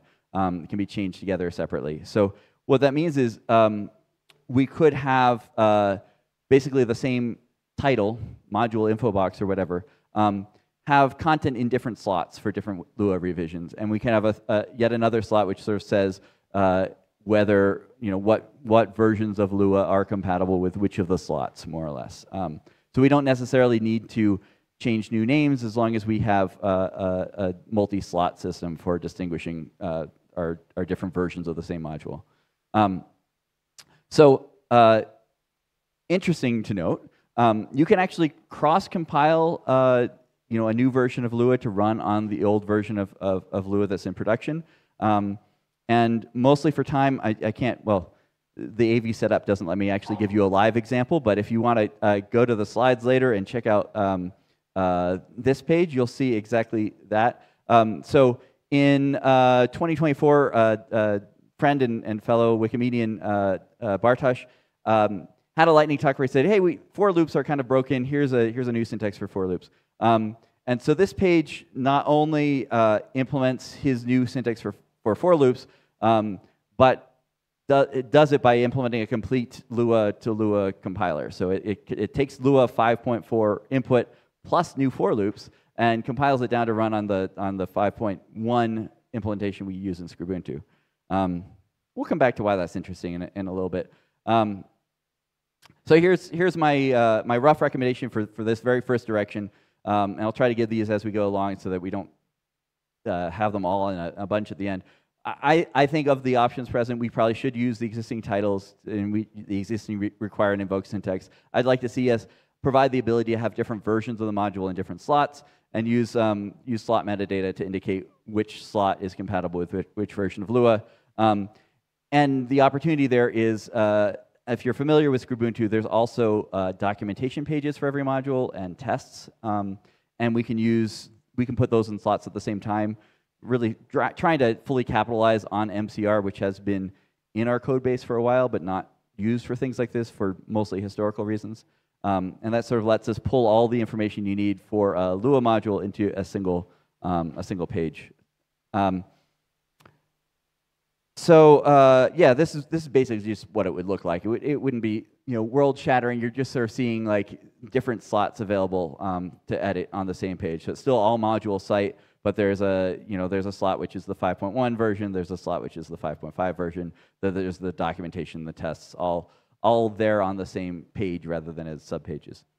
And again, you can disagree with me with this. Right? A lot of what I'm going to say after doesn't really just matter if you decide that really it would be better just to keep everything as subpages, right? Like it still works.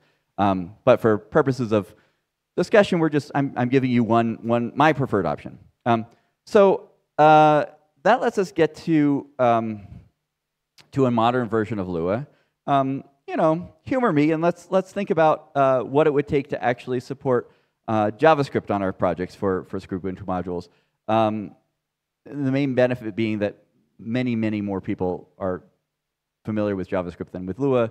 There's classes, you can be taught in it, you can get a certificate if you're in the sort of South American university system. People are familiar, it sort of reduces barriers to entry. Also, the sandboxes are probably, they're under more heavy development, probably faster. The surprise or not surprise is that basically the same thing we sort of talked about for supporting a new Lua version would be the same sort of thing we'd need to support a new language version, right? You could either put it in its own namespace, you could do some kind of special suffix or subpage, either .js pages or JavaScript or /js or whatever. But the solution that I prefer, which is to use the MCR slots, still works for JavaScript too. So among the slots in that page could be a Java implementation. We just mark that as this is in JavaScript. The fun thing is you don't necessarily need a separate sandbox system. The goal here is to try to reduce the maintenance costs of Ubuntu, right? Overall, like the main problem we're solving is the fact that we're running in production a Lua sandbox which has been not supported for over a decade, right? So you could run one JavaScript sandbox and run the Lua code in it by cross-compiling the Lua interpreter into WebAssembly, which runs in modern JavaScript sandboxes. Or you could do it the other way around. You could take your same Lua interpreter, hopefully a Lua 5.5, and run JavaScript in it. And of course, I have a demo of that too. And again, these aren't live demos because of AV restrictions, but you can click on those and they're live on our projects. This is what it looks like. There's just a sort of Lua turtle script that will run the JavaScript. This is an example of some JavaScript code which executes, and it's I guess not surprising in that it just sort of works. So that's interesting. What I'm actually recommending, where I'm sort of trying to go here, is I think we probably want to keep ourselves with a single Lua sandbox. But I think it's useful to be able to attach sort of compilers for the slots that say, take this content and compile it in some way, transform it in some way before running it in the sandbox. And that lets us convert Lua 5.1 to 5.5, which would be really useful during a migration, or the other way around. It lets us use tools like our parser migration framework we use for Parsoid and Legacy Parser to evaluate compatibility. Try running it this way, try running it that way, see if anything changes. So I'm not actually recommending that we start writing modules in JavaScript these days, but I think it is interesting that the same basic technology that gets us out of our Lua 5.1 hole could also open the door to supporting new languages on the projects in the future. Let's talk about separating code and presentation, which is a software engineering best practice that code should be doing computation, not presentation, not formatting. And as I mentioned before, it leads to localization errors or issues when you mix those. My claim, which you're free to disagree with, is that Wikitext doesn't belong in Lua, right? That Lua should just be computation. If you're actually trying to render some Wikitext, that should be somewhere else. There's even an English wiki page dedicated to that. So here's basically how it looks, and I talked a little bit more about this in my Wikitext talk on Wednesday, and love to talk to folks more about how it works. But in addition to all the slots we've talked about, slots for different language versions, slots for documentation, slots for tests, you can also have a Wikitext slot, and that Wikitext slot gets rendered in the context of the data output by the code, right? So the code is going to output some structured data, and that gets substituted in to the Wikitext. So the Wikitext part is for the display aspect, for the presentation layer, and the code should just output data, not presentation. And the fun thing is you can also then edit that Wikitext with Visual Editor, and you have a way of editing templates which doesn't require you to deal directly with Wikitext. And this has been implemented. Extension array functions, I'll shout out. They've implemented a version of this. They have to do some really evil things in order to make it work with the way it is, with the way things are now. But it sort of proves that the basic idea is workable. Again, recommendation: add one more slot for Wikitext, and you've got opportunities for Visual Editor there, opportunities for localization, and I will talk about that in a moment. Oh yeah, look now. So there's a bunch of different things to localize in Scrubuntu. One of them is the method name. So module infobox becomes modulo ficha, I think, in Spanish. There's also the code itself. There's also the arguments to that code, which get passed from Wikitext, and then embedded content, any of the presentation layer. There's lots of related work here, which folks should check out. I'm going to suggest that the same transpilation technology we discussed for JavaScript and we discussed for Lua 5.1 also lets you do localized programming language variants. And of course, there's an example of that. It's actually on that same for loops page. This is Scrubuntu code, except in French. The keywords are in French, the comments are in French. And it runs on the projects today. There's a nice transpiler. This is actually Lua 5.4 code, not 5.1 code, because that's what the runtime supports. This is my sort of pet peeve. There's still some English text in there for library functions, basically. I talked about the Scrubuntu API for accessing MediaWiki functions. That's actually solvable as well. I'm not going to get into the details of that. That was also another Wikimania talk in 2019, I think. I sort of presented that. But the basic idea is that even those method names can be localized the same way that the translate extension does. Add another MCR slot. We're adding lots of slots. A slot for message bundles. And we give you some Scrubuntu functions to access those message bundles, both for inserting messages as well as for, by default, when you pass named arguments from invoke, it refers to that. And then from the Wikitext presentation layer too. Okay, quickly getting to the end here. Last thing, version control.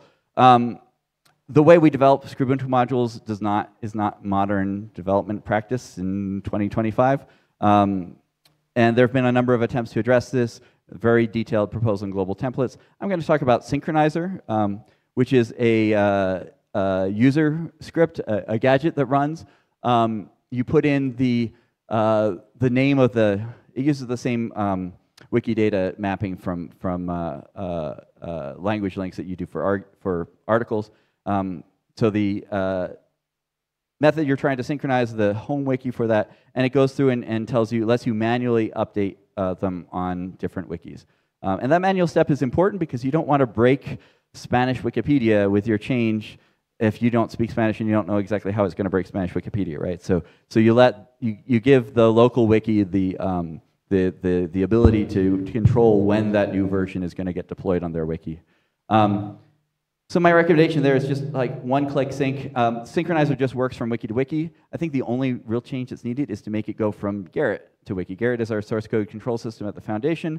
It implements all of our modern software development practices, code review, forks, merges, Git, great stuff, right? It also, because we already have hooked up Translate Wiki to Gerrit, it would allow us to do localization of those message bundles in Translate Wiki without doing basically anything else. So, some other suggestions I'd love to talk about. This is just my summary slide, so I'm just going to leave that on there because I'm out of time. But that's basically just restating everything that I've said so far in a sort of like, this is my view of a plan for Ubuntu. It sort of goes step by step and builds on stuff in ways that I think mesh well together and gets us out of the situation we're in with an unsupported Lua version and to a place where we actually have really localized templates which work well and can be supported in the future. Thank you. Thank you so much.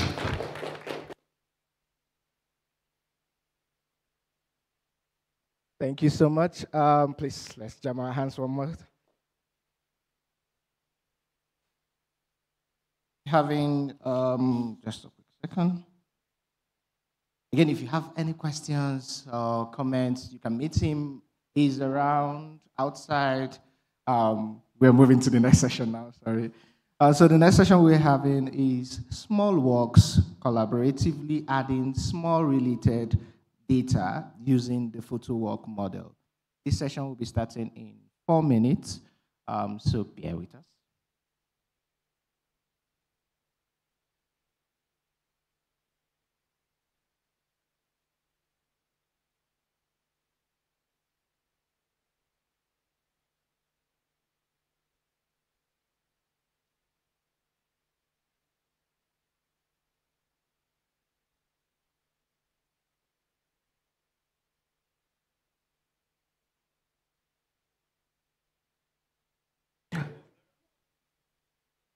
Okay.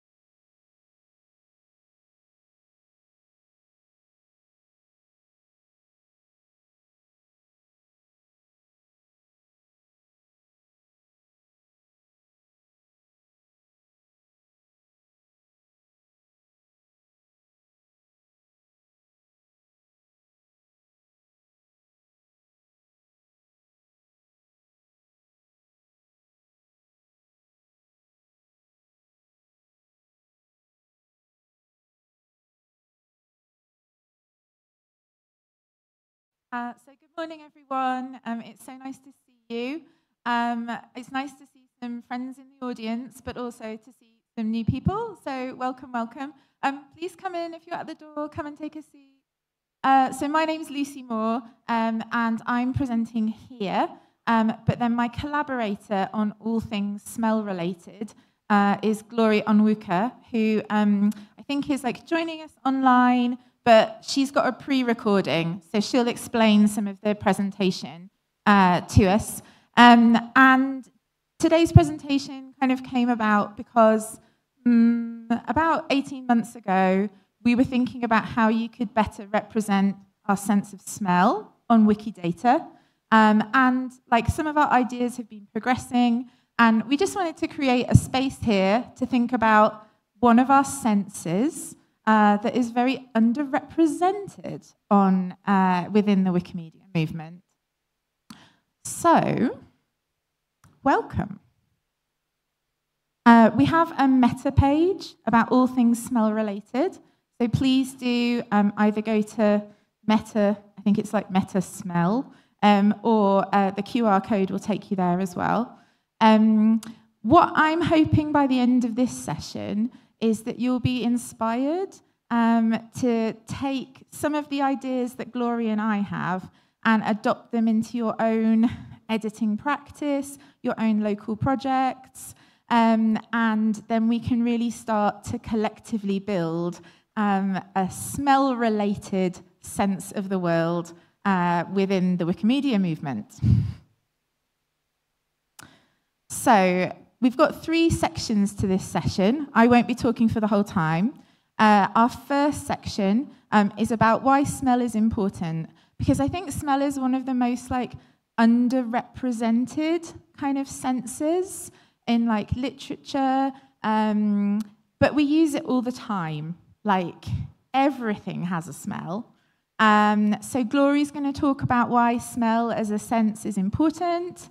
Then I'm going to talk about what a smell walk is. And the caveat with this is I really wanted us to do a smell walk together, but due to time restraints in the program and also some concerns about me taking a bunch of people into Nairobi to sniff things on the street, we're not going to do that. So this is also an opportunity. So this is an idea of doing a smell walk on a photo walk model, but it's not been done yet. So anyone in this room, you could be the first. There's like no ownership of this idea from either me or Glory. So please, please, if you fancy the idea by the end of the session, go forth, smell, photograph, add structured data. And then the final session, I'm going to talk about some of my ideas for how you can add smell, particularly to Wikimedia Commons, and then we'll have an opportunity for us to all experiment with our phones. I hope most people have got phones and internet, and hopefully just in the last kind of 20 minutes of the presentation, add some smell together. So just before Glory does her presentation, I'm just going to take a second, because it's been a very busy morning for me, and I just think it's nice to just ground ourselves. So if you feel comfortable to, just like close your eyes and take a few deep breaths and think about what you might be able to smell. It might be like the carpet, it might be your shampoo, your neighbor's shampoo, it might be the kind of like rubbery smell from the cables. It might be that there's not so much smell. It might be a bit of an absence because the air conditioning's so good. But we'll just take a second just to breathe in and out.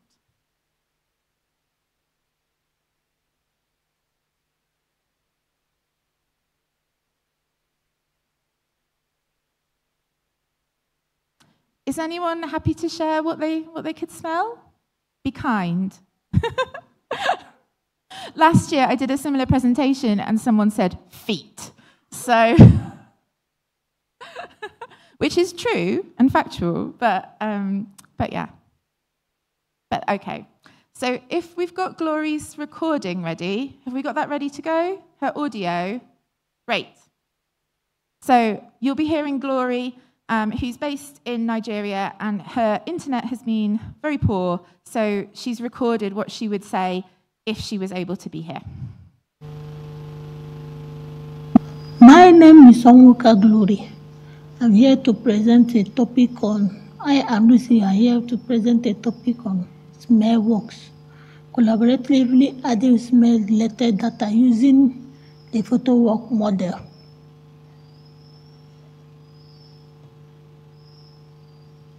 Smell on human rights and well-being. Smell can be referred to as olfaction. It is the sensory experience of detecting airborne chemical molecules or odors through the nostrils. These molecules released from substances travel through the air and are detected by olfactory receptors in the nasal cavity. We send signals to the brain for interpretation. Smells are perceived by both humans and few animals. Smell can be identified with the words like odor, scent, aroma, or stench. How do we smell? It is sensed when chemical molecules in the air are detected by a person or animal. These molecules can be released by solid and liquid substances over time and spread out into the air. How does smell travel? How a substance smells depends on the chemicals that releases into the air. Some substances can be perceived as having a stronger or intense smell than others. This may be because they are more volatile. More of their molecules are released from the air, or because the olfactory system is better at detecting their molecules.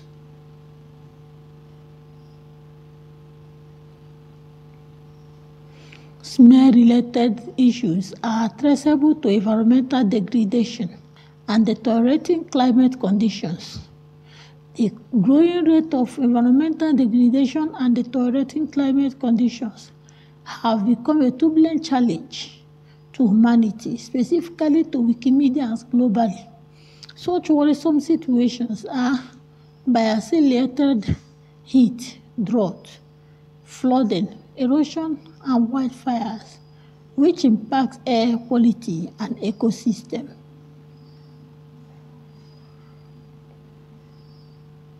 Significant impact of smell in human body. This may cause mild discomfort to more serious symptoms. Some chemicals with strong smell may cause eye, nose, throat, or lung irritation. Strong smell may cause some people to feel a burning sensation that leads to coughing, wheezing, or other breathing problems. People who smell stronger odors may get headaches or feel dizzy or nauseous.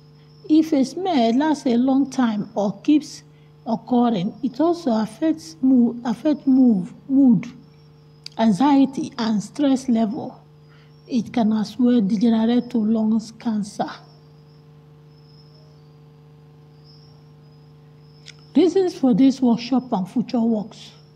Today, mankind is on the siege of health malignant and too busy to look after their health and healthy living, specifically on what they breathe in as oxygen or smells around them. Some individuals are second-hand smokers, of which there is increasing rate of asthmatic and heart diseases.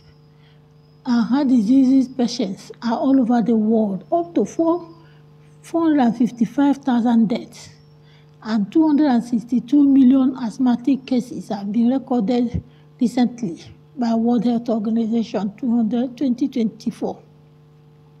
The researchers therefore think, if Wikimedians all over the world can work in synergy by recording smell-related information within our environment on Wikidata, the problem could be solved. Thank you for listening to me. Let Lucy continue from where I stopped. Thank you.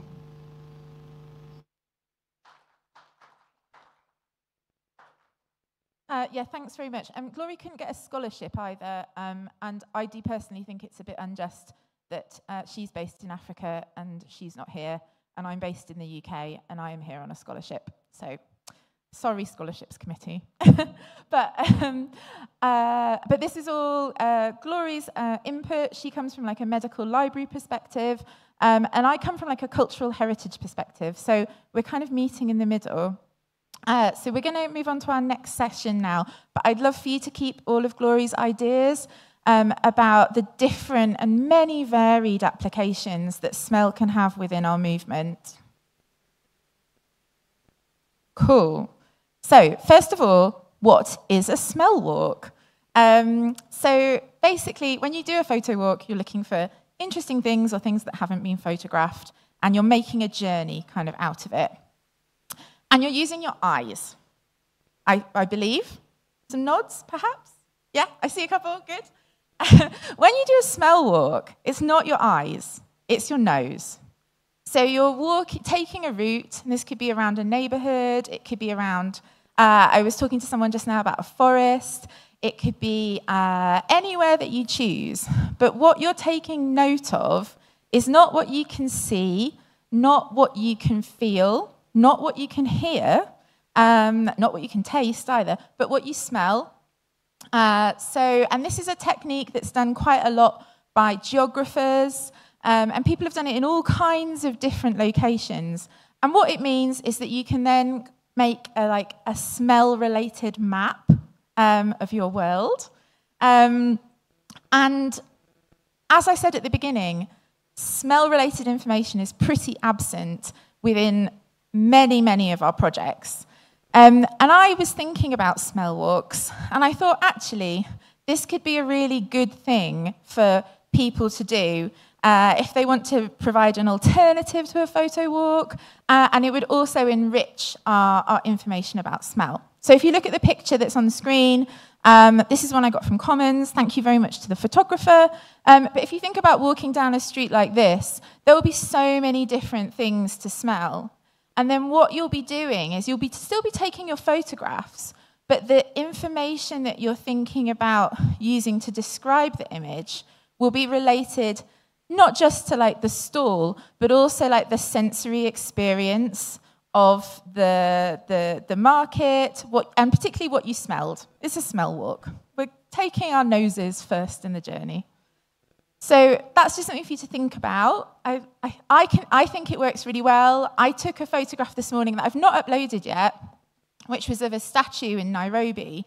But what made me notice the statue was that there was a really strong odor, and I was looking for the source of the odor, and then I noticed the statue. So when I upload the image of the statue, I'm going to make sure that odor's mentioned kind of in the content. And we'll talk about like techniques you can use a bit later on. Does that make sense to people? I just want to check. Yeah, some nods. Good, good. So like, why do one? So, yeah, exactly. So like, yeah, some smells will be good. Some smells might be bad. So it gives you a new perspective. So I've done this a few times when I've like walked around places where I've lived.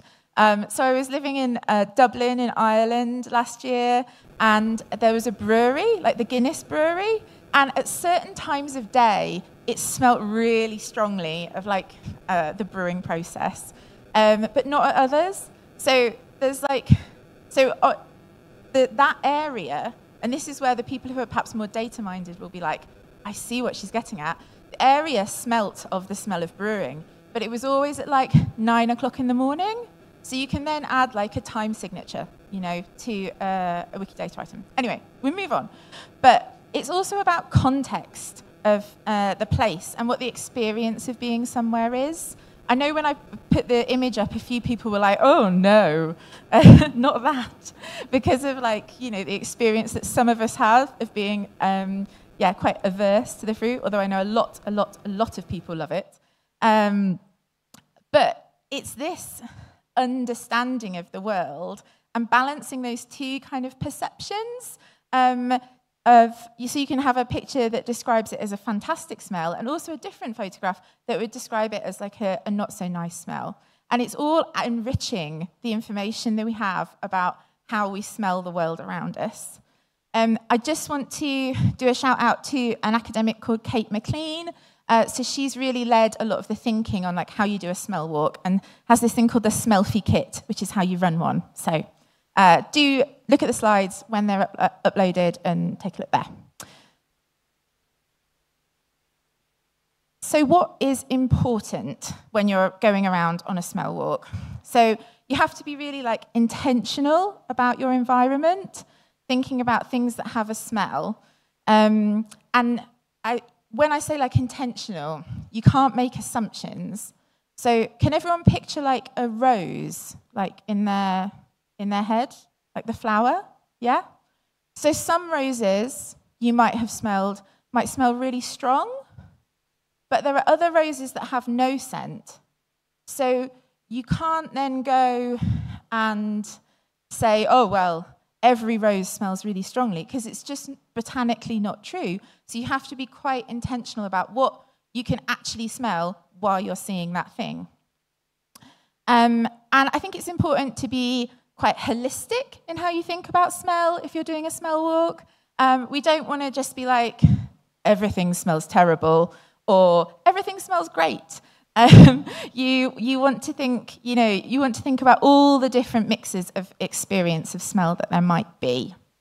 And that's both from like a subjective perspective, like what do I think, but also from a like factual real world perspective. The examples of, is it like a chemical smell? Is it a natural smell? Is it something that's to do with infrastructure? And so on and so on. And on the subject of drains, not all drains smell the same. So there's like some nuance in there as well. Anyway, so those are the things that I think are important and I think could be a really fun way of exploring the world and adding that information. But how might we do it? So this is something that I have been thinking about, but I know there's some people who are much more active on Commons here and much more active on Wikidata than I am here. So this is where we get to the bit where I stop talking and I really want you to share what you think so far. And hopefully whoever is the note taker here. Okay, we might have to make some collective notes together.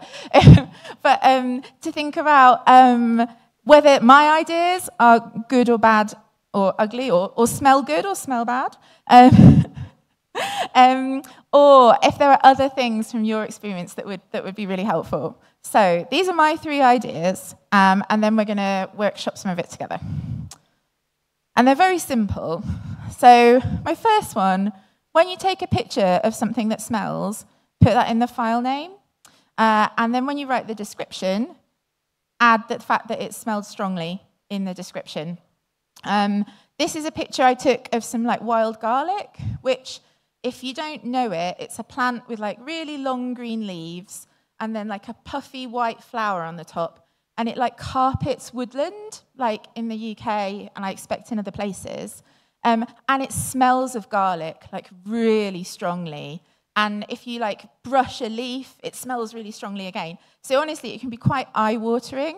So I took this picture like earlier in the year because I was thinking about this project and how we could say what is perhaps more subjective in some of the tools that we have. So you'll see the file name says, highly fragrant wild garlic in Middleton Woods.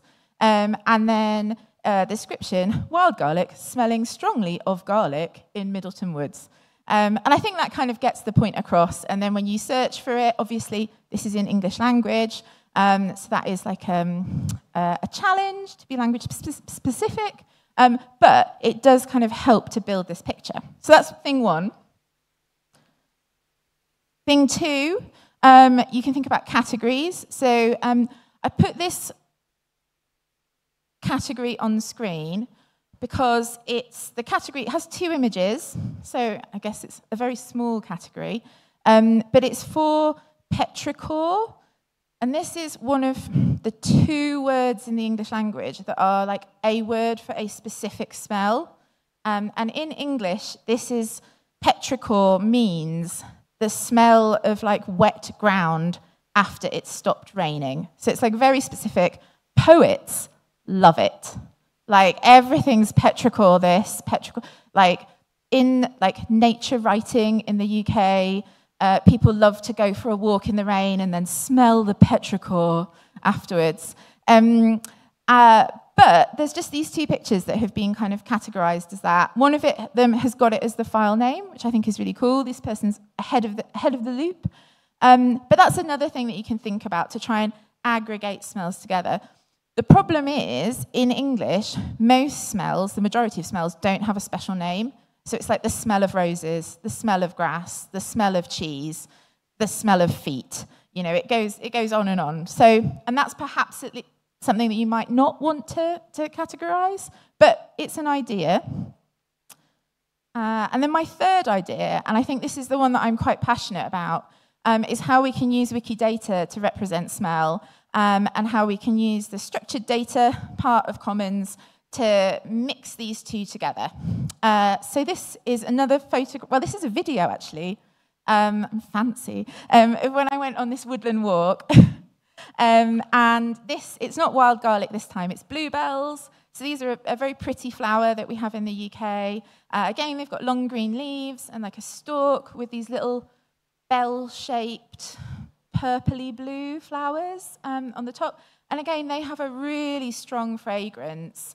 And again, it can be it's very like a smell of springtime, but it's very overwhelming as well. And hopefully you'll be able to see on the screen that kind of in the structured data, we've got, what's portrayed, it's woodland, it's bluebells, that's Hyacinthoides non-scripta, it's Middleton, which is the place, there's odour, and then there's also fragrance of bluebells, which I added in, so that we can start to actually add what specific fragrance, what specific smell is being replicated within the image. So those are my 3 ideas. My next slide just shows you a little bit about how fragrance of bluebells is on Wikidata. And then I've got my phone, so I can take notes of like everything that you want to add to this as well. So this is my little extra, add some smells to Wikidata. Last year's presentation, which is on Commons and is on Meta, was all about Wikidata and smell. And we have a Wikidata project all about smell as well, which you can get to through the QR code that I'll put up again at the end. But the idea is, how do we represent smell on Wikidata? It's quite minimal at the moment. And is it important for us to add individual significant fragrances?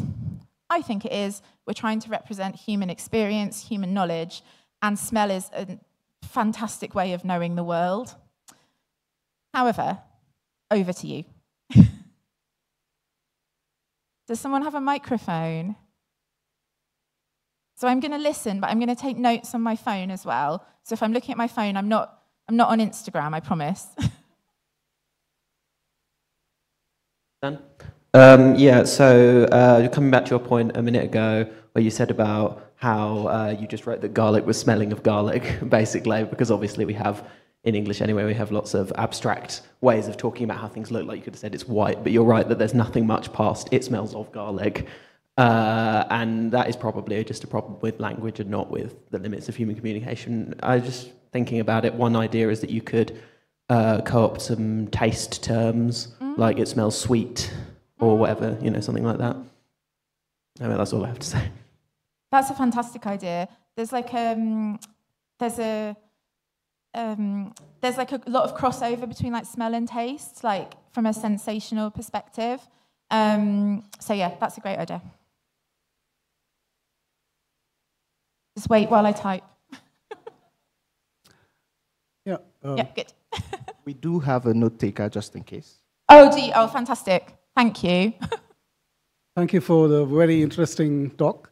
So I think to add on to the previous question, I think the difficulty in describing is that we don't have a global catalog of smells. So I don't know if there is like how colors are described using natural objects, which are sufficiently globally distributed that you have a common understanding. Is there a catalog of, like a well-known catalog that helps fragrance folks and tasters and stuff like that? So that's a really good question.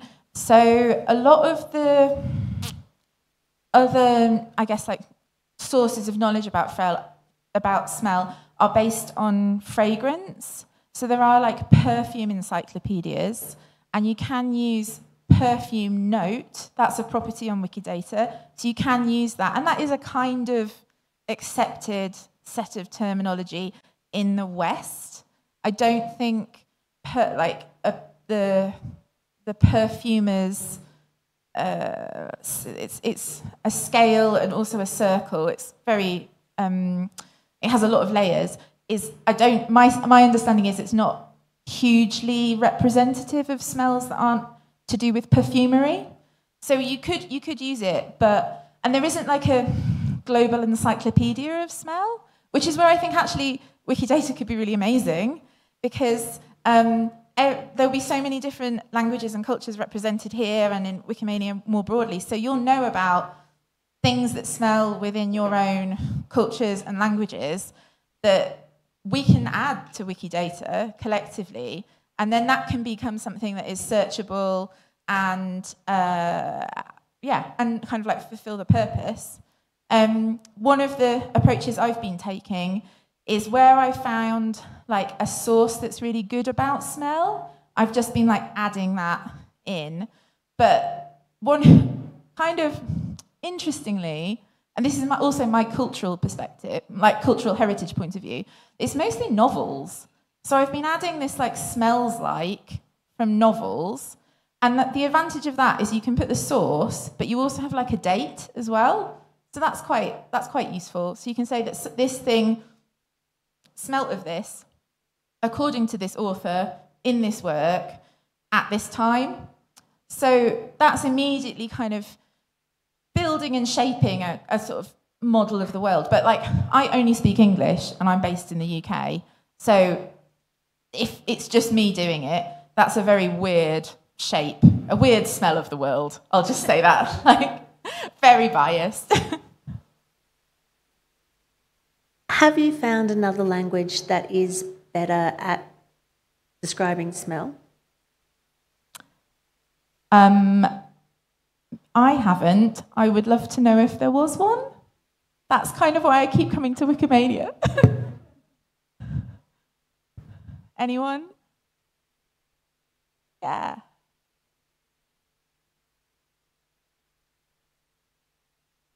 So, as far as I know, there are some for people who works testing wines, cheese, coffee, vinegar, whatever. There is like this roulette of flavors. It's something like that. I mean, it's established. It's something like we can see it like this is the flavor Chubby 21 in this catalog, because that will be easier than just fragrance of any other thing we can imagine. Because, I mean, I don't know if the fragrance of bluebells is very different from the fragrance of any other plant that is very related to bluebells. So we can maybe group them in, like, I don't know, citric or pungent or whatever. Yeah. So this is so one of the things that you could add to fragrance of bluebells is like you could add perfume notes. You could also add the like volatile compounds that it's made of, and then that can like increase the accuracy of it. Because you're right, like it is like this. I think what this is, because smell is so subjective, you kind of have to roll with like the subjectivity of it. I think less so than taste, like, but and then on kind of like cheese and wine. When we had the property discussion about smells like on Wikidata, cheese and wine definitely came up, but the discussion was like they're so interlinked for those two particular use cases that it might be quite challenging to sort of untangle them. But if you'd like to untangle them, please tell me. Because but like it is a point.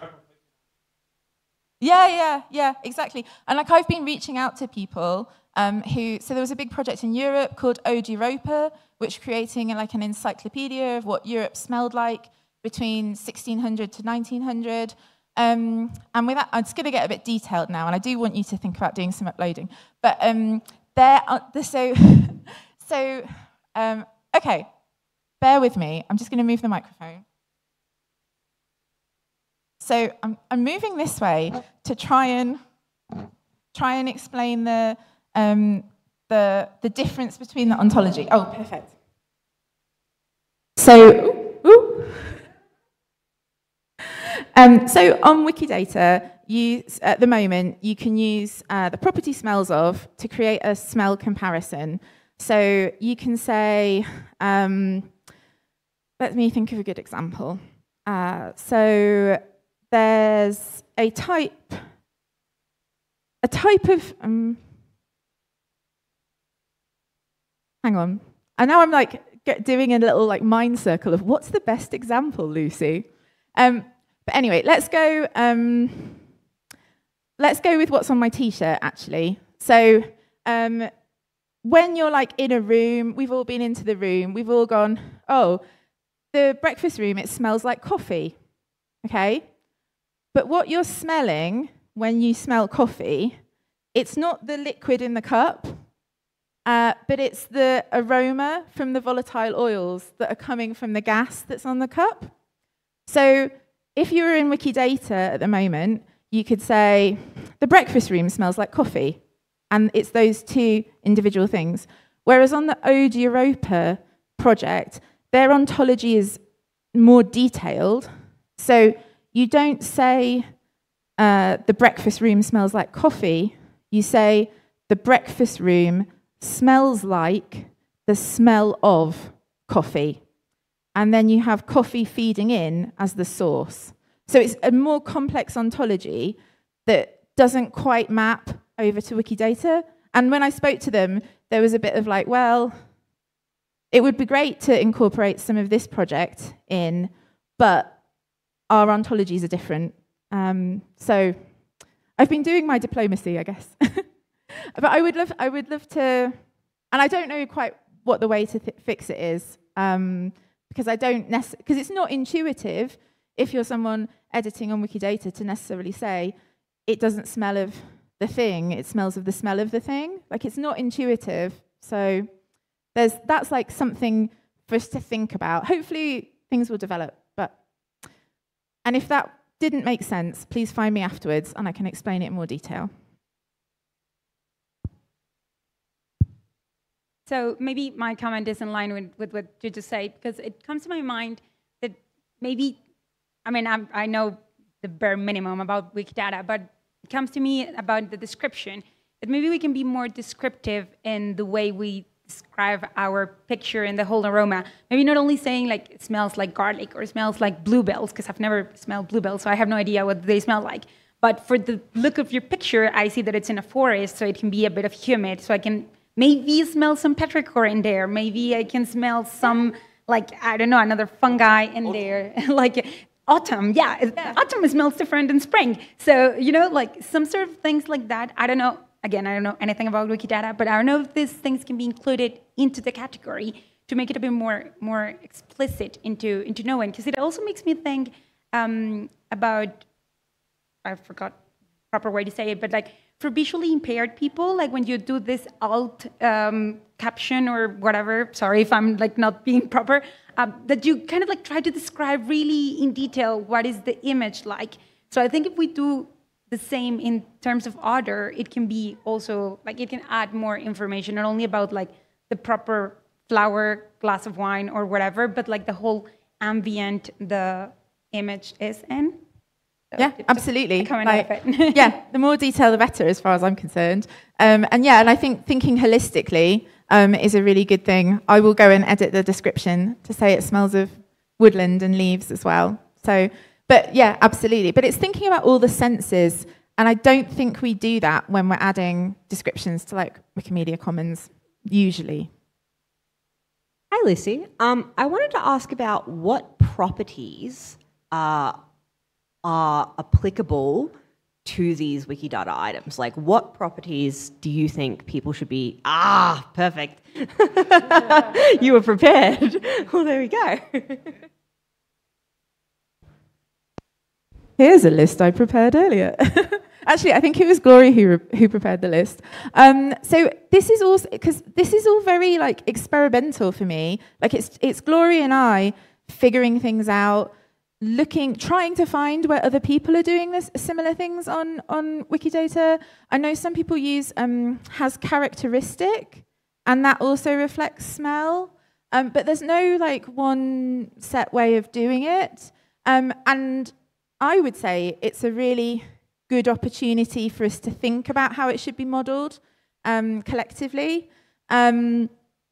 Smells of is like the one that I'm like most passionate about because I've been involved with.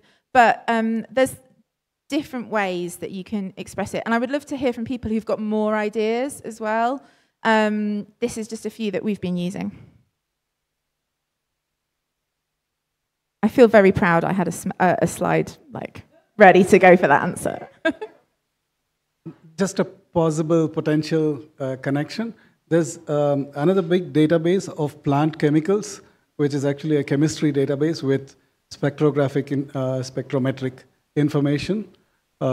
Maybe some connections could be made to that, yeah. Yeah, absolutely. When we talked about this last year, and this is on the meta page as well, another person said fungi. There's all kinds of like fungus that smell of different things, and that smell of different things when they're fresh or when they're dried as well. So there's like a difference to add in there as well. But none of that's there at the moment, and partly because I said to someone earlier, I don't want to become known as the smell person. Like, we are the smell people. Like, most of us smell. Yes, we can clap for we are the smell people. Because that can be a real risk when you associate a person with a thing, which is why I wanted Glory to be presenting here today. But we digress. So I think, yeah, you're absolutely right. Like, natural science, biology, botany, there's like so much data, but it's connecting people in the database and then kind of moving it in that, that I would love to see more of. And if you've got ideas for like ways to like advocate for this to be done in other contexts, like I would really love to hear them. Or you can just advocate as well. No ownership here. Okay, I think there's no more hands. So what the next thing is, and we can like turn around and like chat to each other as well, and it can just become a bit less formal now. So there's 16 minutes left. So I'll suggest maybe in the next like 10 minutes, people look at their phone, look at your camera roll, and if you can see a picture on there that relates to something to do with smell, I would love for you to either upload it to Commons, thinking about ways that you can describe smell better, or just if you don't want to upload to Commons, you don't feel like it, you don't have Wi-Fi, just have a look at the photo and think about how you could use the different tools that we have to incorporate it into the Wikimedia system. Thank you. And I'll like come around and chat. Yeah, it's over to you.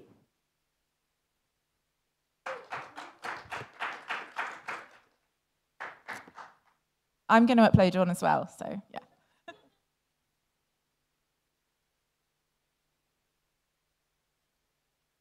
And I should have said, after 10 minutes, it would be lovely if a couple of people could share like how they found it, or like if they've got additional thoughts, or even like what they've uploaded. Thanks.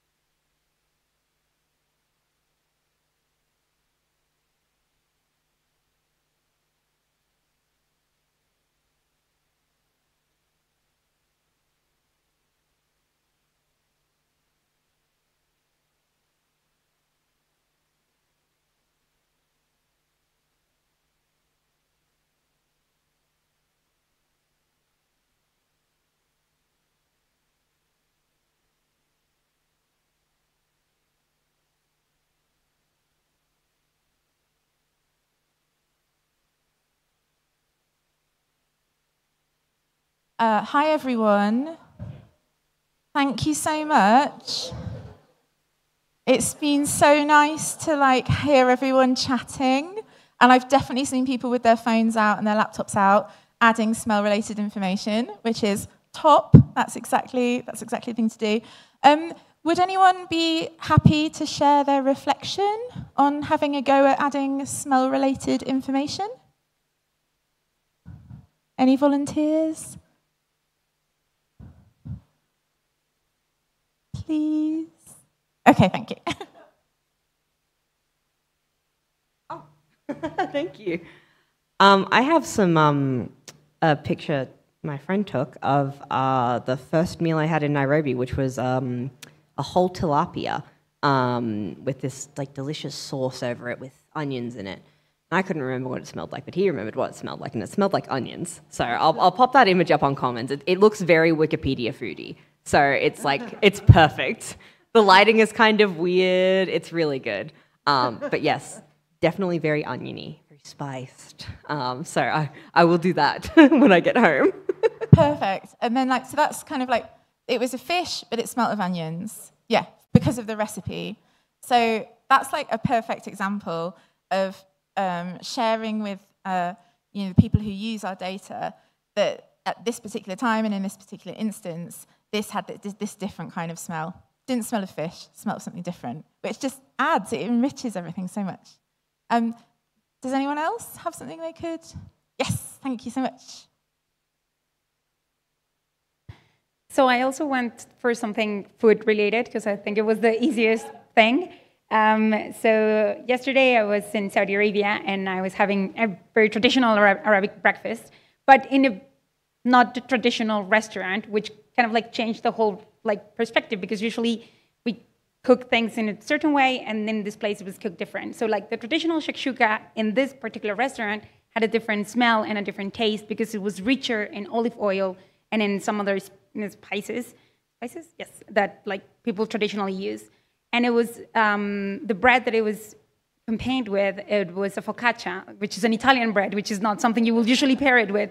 So it really smelled a lot like olive oil and rosemary and stuff like that, rather than the traditional Arabic spices. So I thought it was a good thing too. So since I don't know a lot about Wikidata, I just went deep into the description to kind of putting all that out there. Yeah, perfect. And I should add, you don't have to do all of the suggestions. You can just do one. There's no smell police, you know. Hello. The smell police. Yeah, I am the smell police. We were talking about my love for fragrance. I have quite a growing fragrance collection, and we were talking about how in different times of the year I reach for different types of fragrances, and if I'm going out at night, I reach for a different type of fragrance versus throughout the day. And sometimes I feel very sensitive to smell and I can't wear anything at all. So yeah, I thought maybe breaking smell down into the similar ways that we break down fragrance. So floral as a Wikidata item, spiced, musk,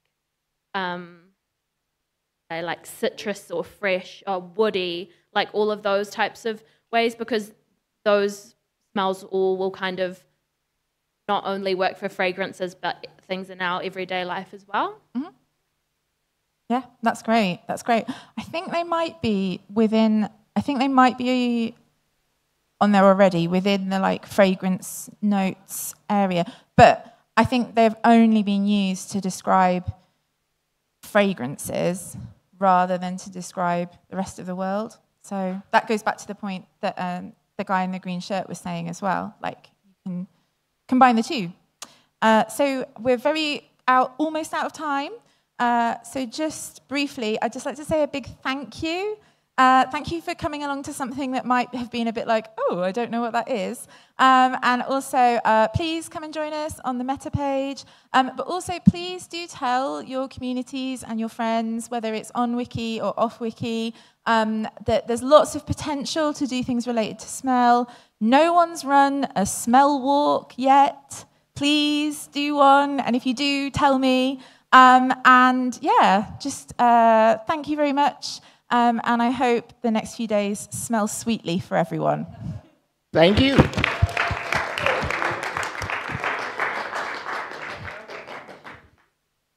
Thank you so much. I think everyone here enjoyed this session, and what a way for us to take a pause and reflect on what we have listened to and what we have smelled. Right now, we're going on break, on lunch break, so you can go have lunch. You will return here by 3:45. So by 3:45, we'll be having the Lightning Talk Show. Lightning Talk Showcase will happen by 3:45. So yes, go have lunch.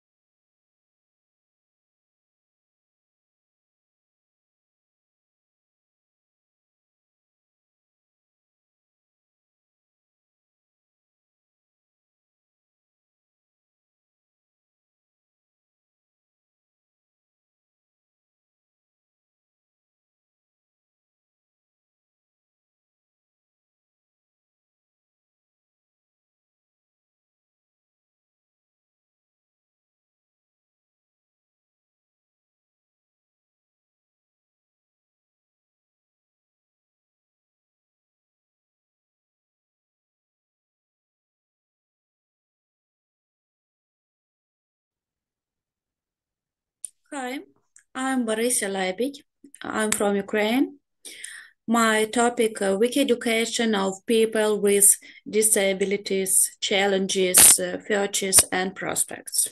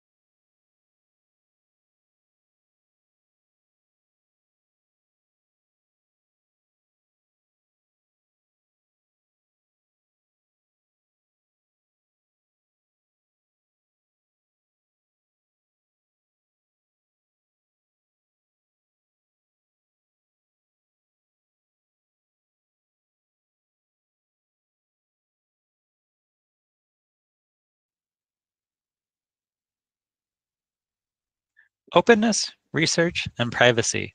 Can we have it all? Every month, Wikipedia is visited over 15 billion times, but it's not just a go-to destination for curious readers. Wikipedia is also a vital resource for researchers around the world.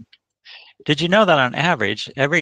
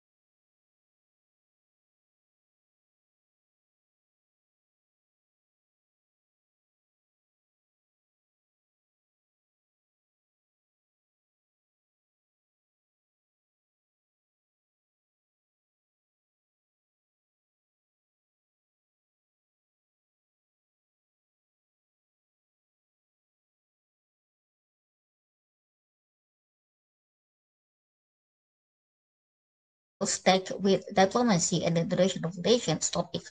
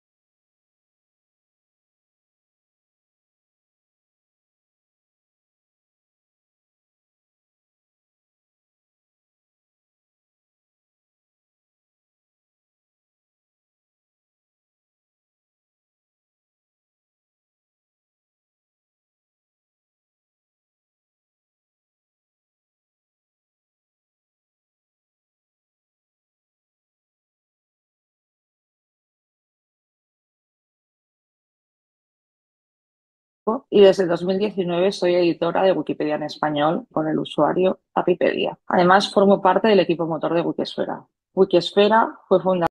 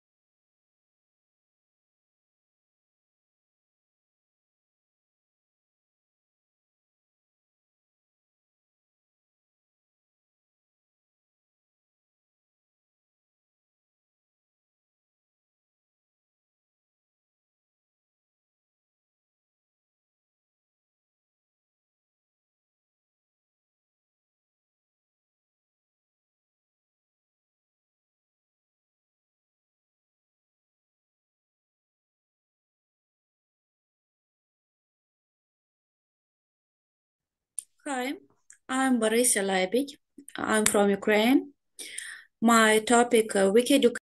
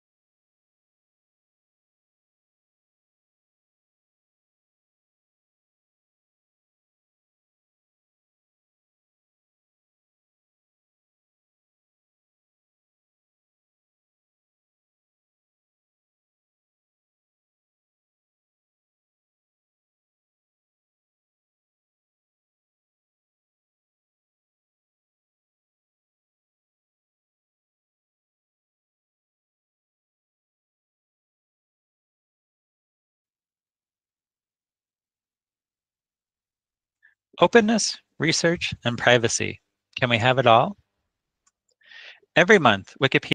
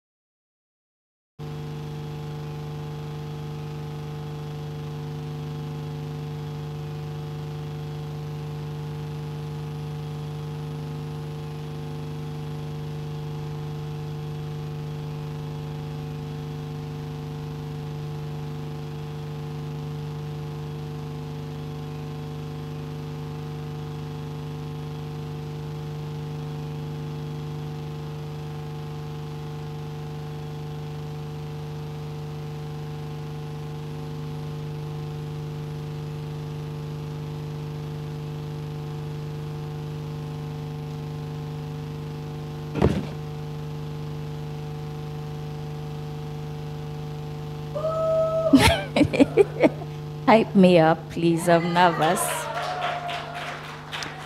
So, good afternoon, everybody. Please say good afternoon in your language to your neighbor in just 5 seconds.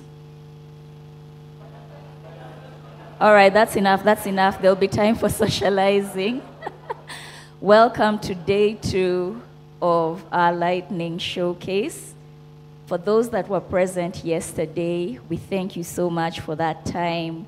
I think when you were here, you saw the people that talked about women in religion, things to do with climate, resilience, integrity, and the diversity of the things that they have done within the last year and this year. And today we are here to continue that. Now, we are going to have 15 sessions today. Some are pre-recorded. For some, we have the honor of having the speakers here with us, and others are going to be joining us online. So speakers, I hope you have told your friends, your fan club, your students, your parents, and everybody to join you. Personally, my support system is here. But today we are going to be looking at a number of topics, and because my senior moments normally click in, I'm going to read them from here. Just give you a summary. So we'll be looking at things like climate resilience, user experiences with AI, research and privacy on Wikipedia.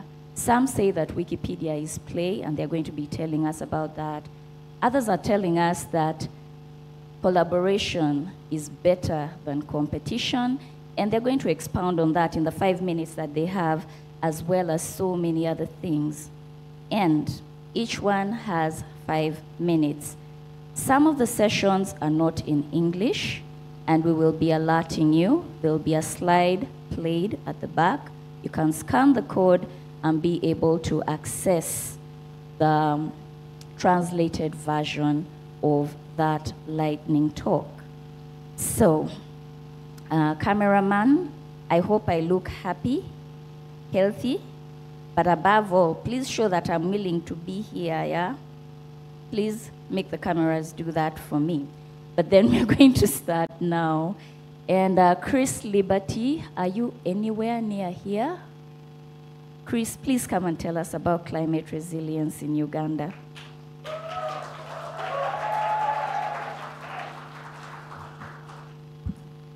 In true lightning spirit, I want to see those who believe that the earth was created by a supernatural being.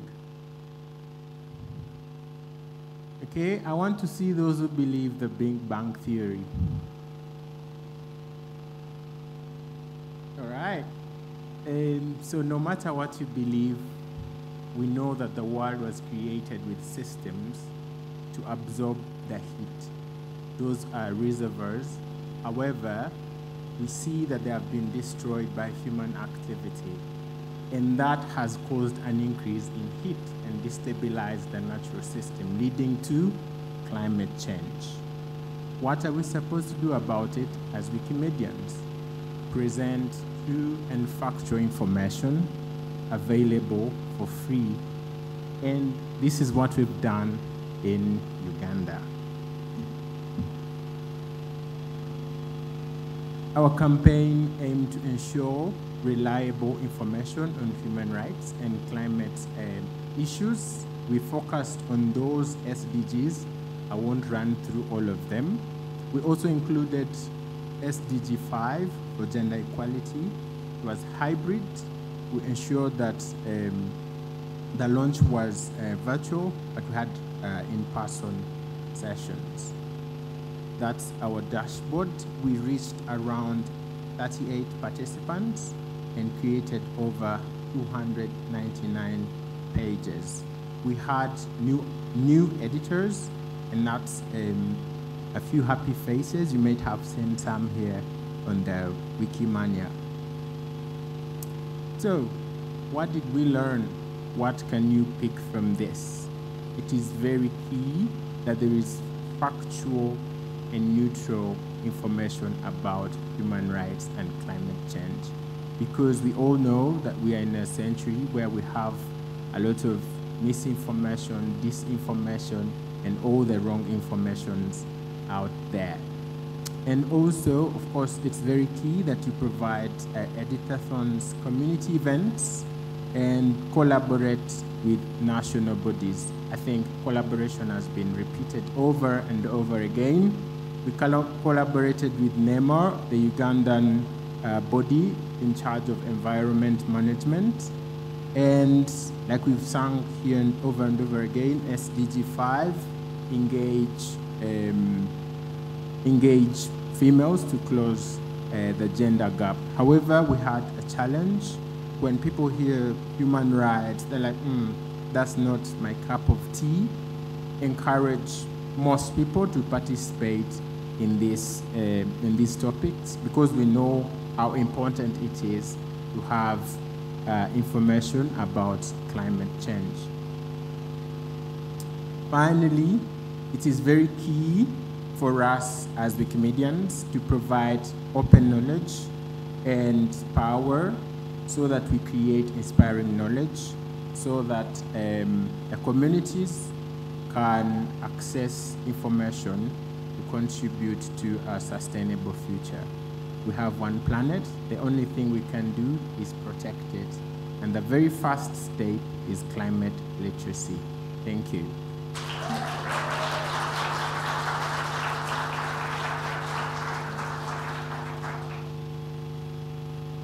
Allow me to speak to Chris in Luganda. Mama, ngo tutute. Mama. Okay, away from that, I was just commending him for something actually. So the next is a pre-recorded session.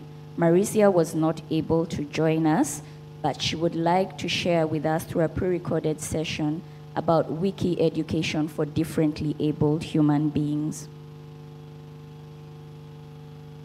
Of people with disabilities, challenges, futures, and prospects. What is wiki education? Wiki education is an inclusive approach to learning through participation in Wikipedia and relation projects. How can we make this process accessible and effective for people with disabilities?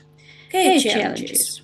At first, accessibility barriers, physical, sensory, cognitive. At second, technical difficulties in accessible interfaces. At third, lack of specialized resources. At fourth, stigma and lack of support. Purchase of wiki education for people with disabilities. Inclusive teaching methods, supportive technologies, screen readers, adaptive keyboards, flexible content formats, and mentorship and community support, and other. Success stories. I am coach Ukrainian speaking club for people with disabilities from different parts of Ukraine, Luhansk, Dnipropetrovsk, Cherkasy, and Zhytomyr regions. Most of our participations really go outside do-it-yourself. Challenges such as cerebral palsy, autistic spectrum, Down syndrome, and others. Our club meets twice a week to talk, support each other, and learn something new. We use wiki projects that greatly help our learning process. Together we read wiki articles. You can watch these screens where we working together. Also, we view photos and listen to audio files from Wikimedia Commons. Choose our favorite wiki quotes and check information sources.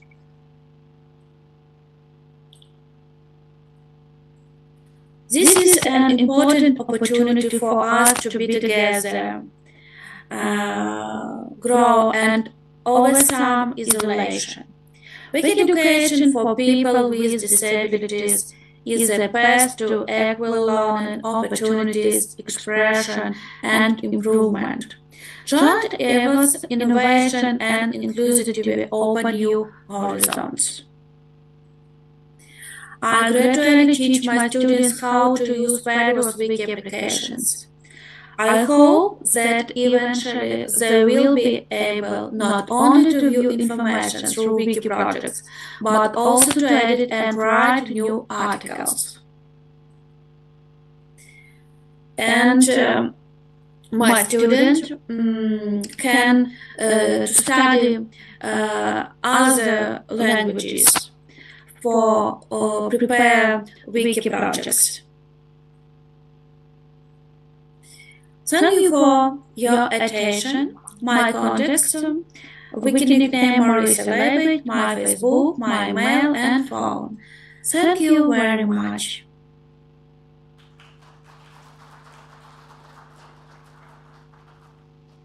Okay, so I think you've been able to take a note of Marisia's contacts, and you can ask her more about that. And then our next talk is about, I think, being tactful and diplomatic on the Wikimedia sites.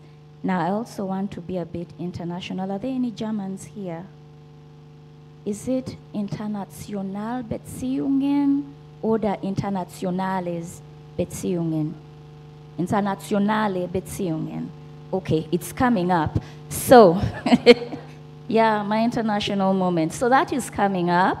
And Kanya is going to be joining us online via Zoom, talking about wiki diplomacy and how we can improve international relations content related to Indonesia on Wikimedia projects.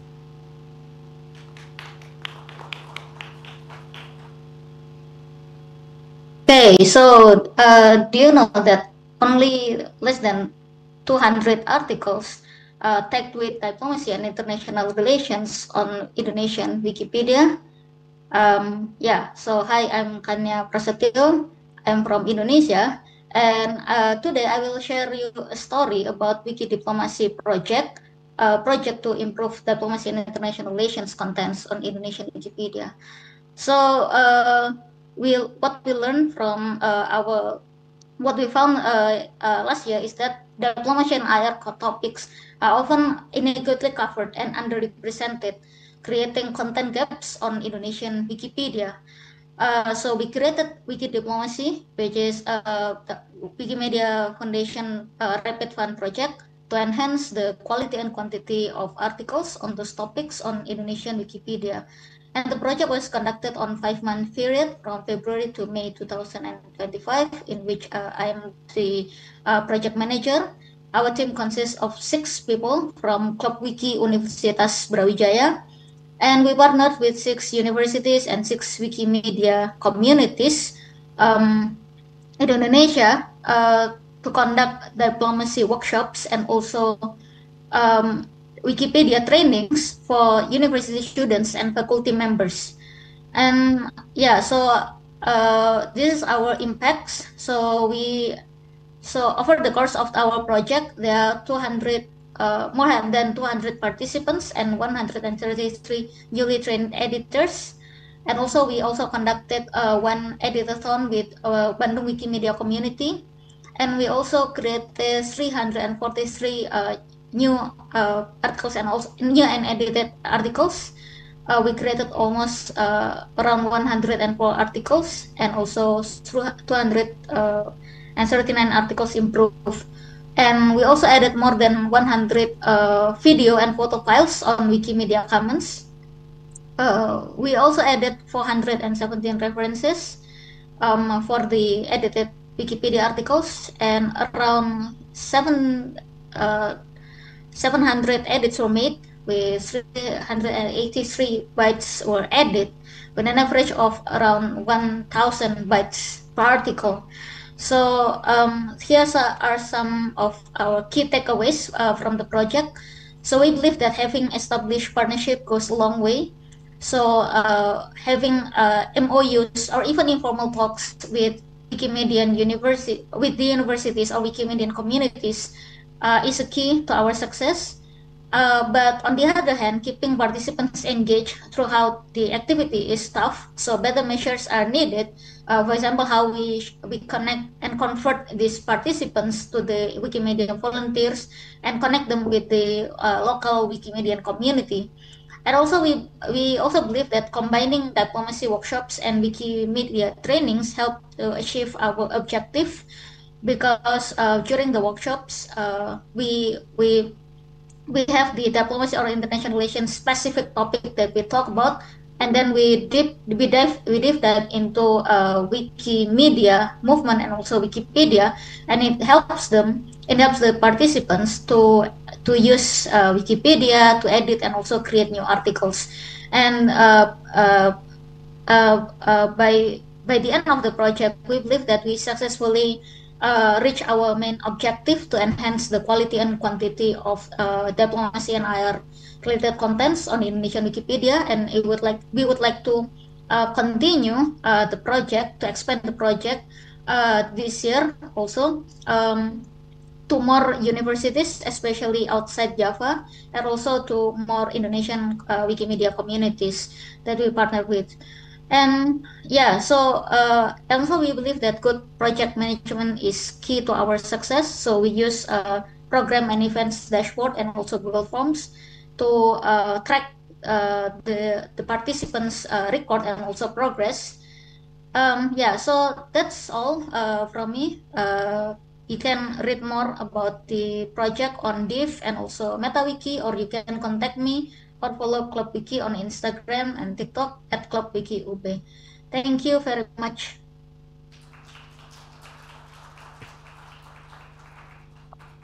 Thank you very much, Kanya. If you're still online, I don't know if they say salam. I was just thought a few words earlier on.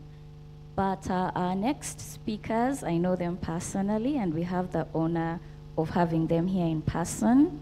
One of them belongs to the same club as I. It's the Down to Earth Club. That's being politically correct for our height, but we are not here for that.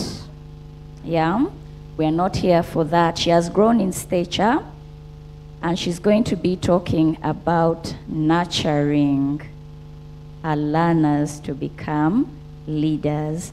And the other one, well, she doesn't belong to our club, but like I said, it's not for us. So Stella and Joy Akwaba.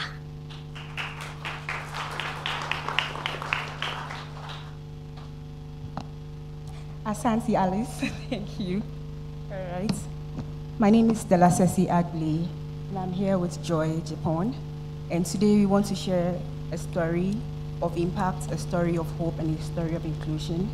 That when you involve young girls at a very early age on digital skills and Wikimedia skills, it helps, you know, for the future of the movement. Next slide. So this image also asks a very important question. It says, what happens when girls aren't just taught how to use the internet, but are also empowered to shape it? And that's the journey we currently on as WikiHour initiative.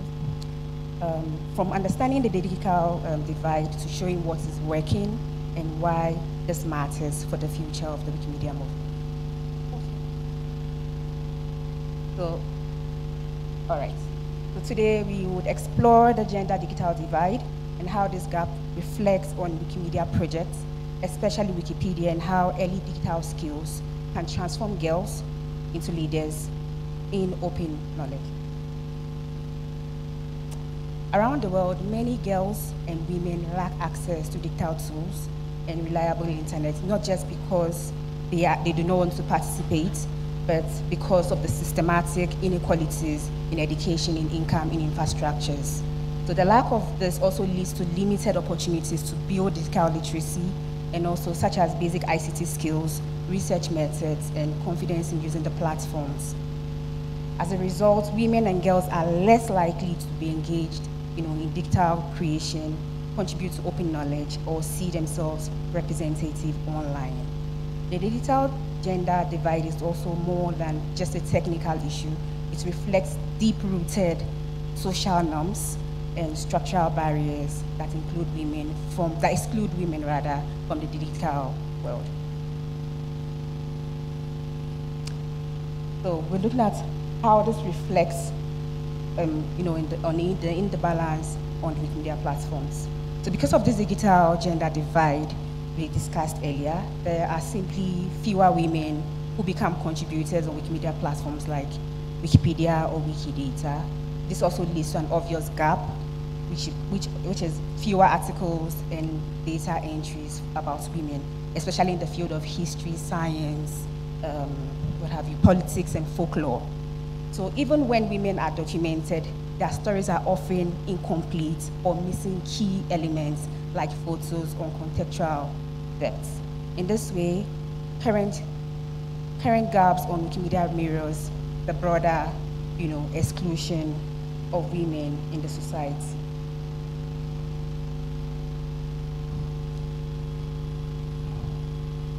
So what works? I said in the previous slides, this presents a powerful opportunity as this gap isn't permanent. When girls between the ages of 13 to 21 are introduced early to Wikipedia and its sister projects, they learn more editing. They learn more than editing, sorry. They learn, they lead, they ask questions and build knowledge. So through the Digital Skills for Girls project, a partnership between Women Trust and the Wikimedia Movement Foundation via WikiHour initiatives, we've trained over 100 girls. We've provided safe, inclusive ICT skills training, and also the project highlights the importance and the benefits of using open educational resources whilst in school and preparing for the universities. So girls learn to fix typos, add references, play the Wikidata game, to build research skills and contribute images to Wikipedia Commons and the rest. So this image also is a reminder that inclusion is, yes, sorry, I need to have to look at this rather. The future is inclusive, it starts with us.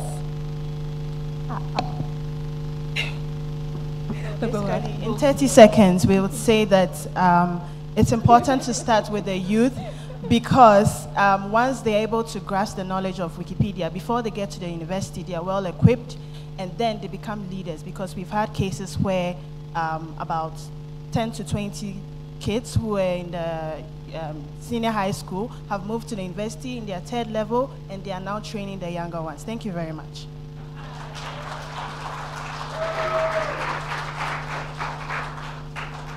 Stella, correct me, Medase.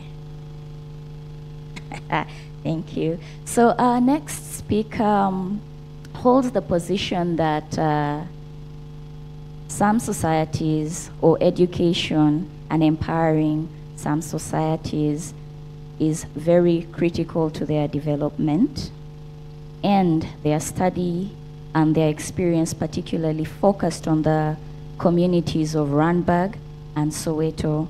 And our speaker is going to be joining us online.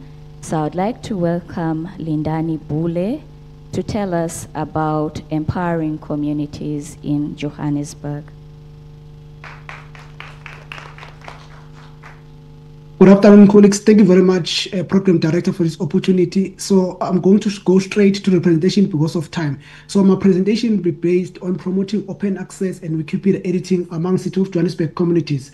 So as I'm a librarian at City of Johannesburg municipality in Johannesburg, we are there to promote Wikipedia editing, translating, and making sure that we are doing all sister projects of Wikipedia. So this is the agenda or outline of my presentation. So I'll speak with the background, Randburg Library meetups, campaigns, Wikindaba conference, which was last year, training and workshops, and future plans of our Wikipedia projects and conclusion. So the interest, it came up when there was a One Lib, One Ref campaign in 2020. So one of my two colleagues, they were involved on that particular project, and they did very well. They were among top 50 contributors on that particular project. So that's where the interest came for me, and the passion to become a Wikimedian in South Africa and to start editing.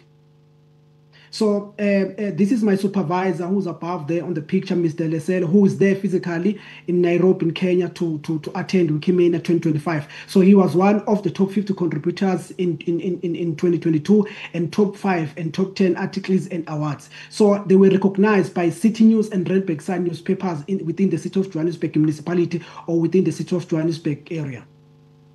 So normally we have Randburg Library meetups where we will facilitate and teach about Wikipedia editing and all other sister projects. So we invite communities to come and all our staff to come and be present so that we'll teach them how to edit, how to translate. So this project was led by current president of Wikimedia South Africa, which is Bobby Shabango. So it was a very, very, very interesting project that I'm very, very proud of.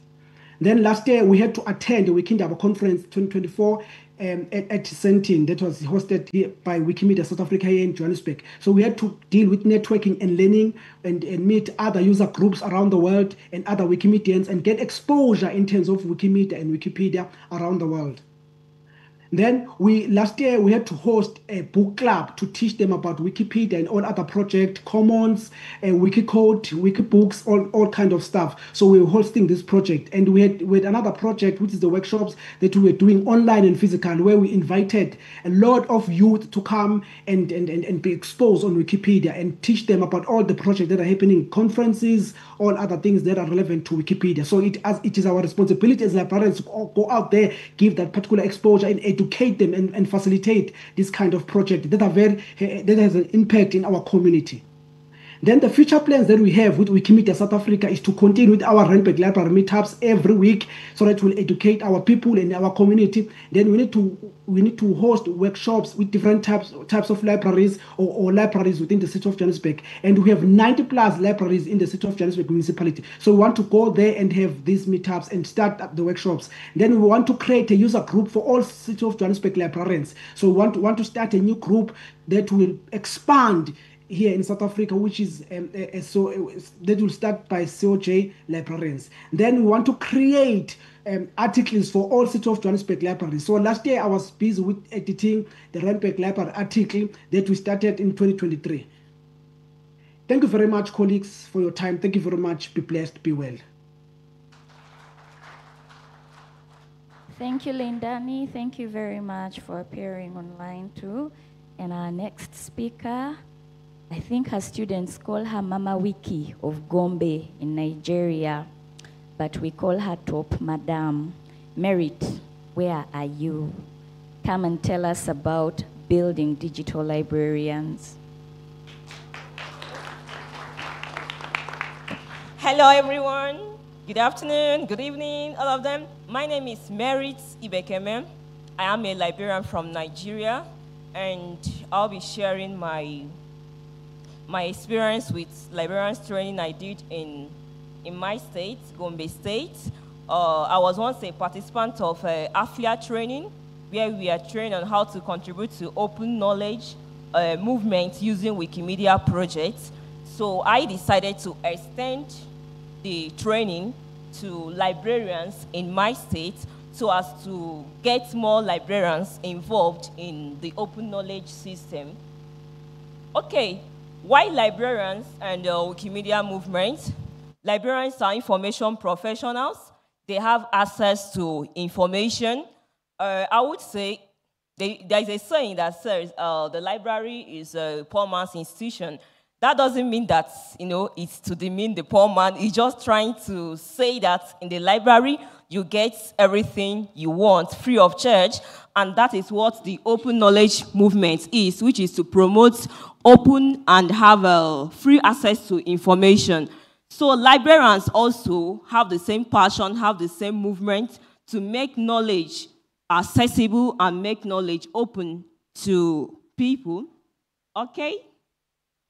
Okay, librarians are guardians of knowledge. They are information professionals and knowledge organizers. So we share the same mission with the Wikimedia movement, which is to make knowledge freely and reliably accessible to everyone.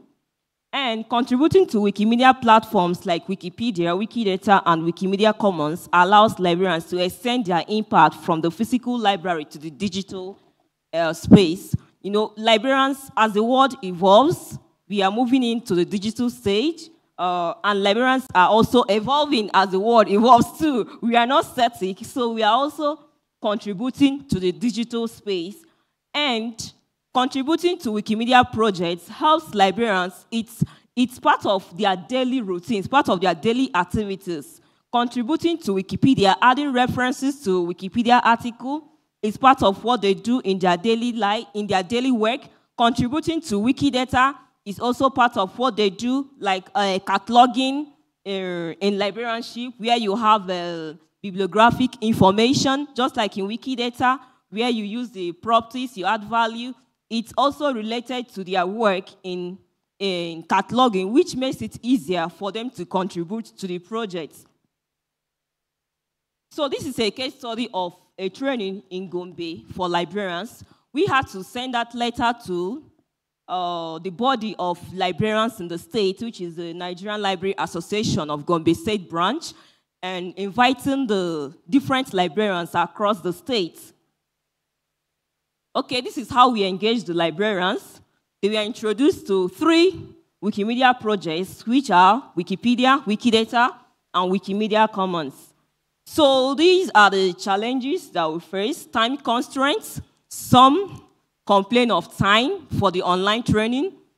Most of them, they will say, okay, this is the time where we do this, where we do that in the office. And one of the ways we solved it was providing recorded videos and other reading materials that they can go through it at their leisure time. And again, technical proficiency and digital gap. So most are not really versatile with the digital space. And then finding reliable local sources, fear of making mistakes publicly, and motivation drops after training. Okay, how we were able to tackle this was that after the whole training, we were able to add them to the body of Gombe Wikimedians. There, we do have a monthly learning cycle where they can learn more and also contribute more, so that the energy will keep going. And also, you know, when you identify with a community, your energy keeps going, unlike when you are just an loner. Okay, and also, digital literacy training. Before the main training, we had to provide digital training, how they can navigate the digital space before the training on how to contribute to Wikimedia projects. Okay, we also recognize contributions with certificates, and our outcome, there was enhanced digital literacy and stronger global community connection. Thank you.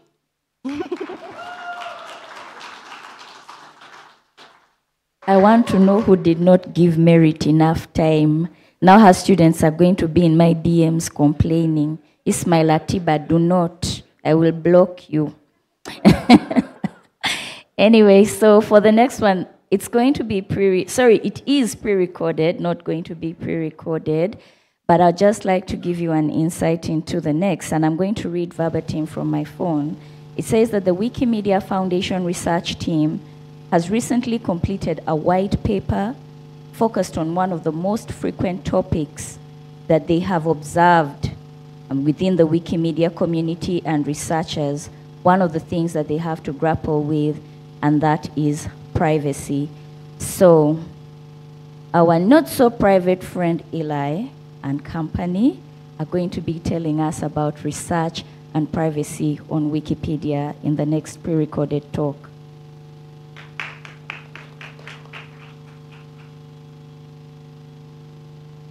Openness, research, and privacy. Can we have it all? Every month, Wikipedia is visited over 15 billion times, but it's not just a go-to destination for curious readers. Wikipedia is also a vital resource for researchers around the world. Did you know that on average, every year researchers use or refer to Wikipedia in more than 130,000 articles and publish a minimum of roughly 500 research papers about Wikipedia itself? But there's a side of this research that's less discussed: how it affects the people behind the edits. Wikipedia may be open to all, but its openness introduces a tension between transparency and privacy. Every edit is public. Every talk page is searchable. It's an invaluable resource for researchers who have a commitment to use their skills to transparently communicate to the world the opportunities they see. Meanwhile, editors come from all over the world as well. Some use their real names, others work anonymously, sometimes because their edits could put them at risk, especially in places with censorship or political unrest. It can be difficult for researchers to balance the obligation for transparent research communication with privacy and anonymity expectations. In response to a request from the English Wikipedia Arbitration Committee, the Wikimedia Foundation prioritized a white paper. Its goal is to offer guidance to researchers on how to study Wikipedia in ways that respect editor privacy and community values. In collaboration between the Wikimedia Foundation's research team, human rights team, and an external research ethicist, the Research and Privacy on Wikipedia white paper was recently published as an Open Science Framework preprint. Today I want to give you a preview of what you can find in this white paper. We provide recommendations to researchers for one. For example, we ask researchers to know the norms and guidelines, review Wikipedia's terms of use and the Universal Code of Conduct before they start collecting or analyzing data. Create a public project page on MetaWiki. Avoid publishing usernames, diffs, or generally sharing information if it could be used to identify contributors, especially without consent. What's low risk in one country might be dangerous in another. Consider editors' geographic, political, and social contexts. And finally, recognize the significance of trade-offs you may have to make when balancing your obligations as a researcher to navigate the tension between sharing transparently while also maintaining the privacy and anonymity of readers and editors. The paper also contains tips and guidance for Wikipedians. First, learn about trade-offs researchers need to make. One of the challenges researchers face when studying Wikipedia and communicating their findings is balancing their obligation to share the truth with the world in a transparent way while respecting Wikipedia community's diverse and varying expectations with regards to privacy. As a result, sometimes the choices researchers may make may be in tension with what, as a Wikipedian, you would expect or wish for. In the white paper, we provide some guidance about how to plan for and take action in such cases. Understand the risks. Even your editing history can reveal clues about your identity. Be especially cautious if you edit on politically, culturally, socially, or religiously sensitive topics. Explore the Wikimedia Foundation's digital security trainings. And most importantly, engage on your terms. Ask questions, learn about projects, and raise concerns proactively with researchers. Every successful project requires research to evolve and improve over time. Researchers are motivated to contribute their expertise to help Wikipedia evolve. We need to support them in doing successful research on the projects, including balancing the need for transparency with privacy and anonymity expectations of Wikipedia editors. Help us help the researchers and other editors by reading the white paper and providing your feedback at the meta page through August 31st. Thanks for your attention.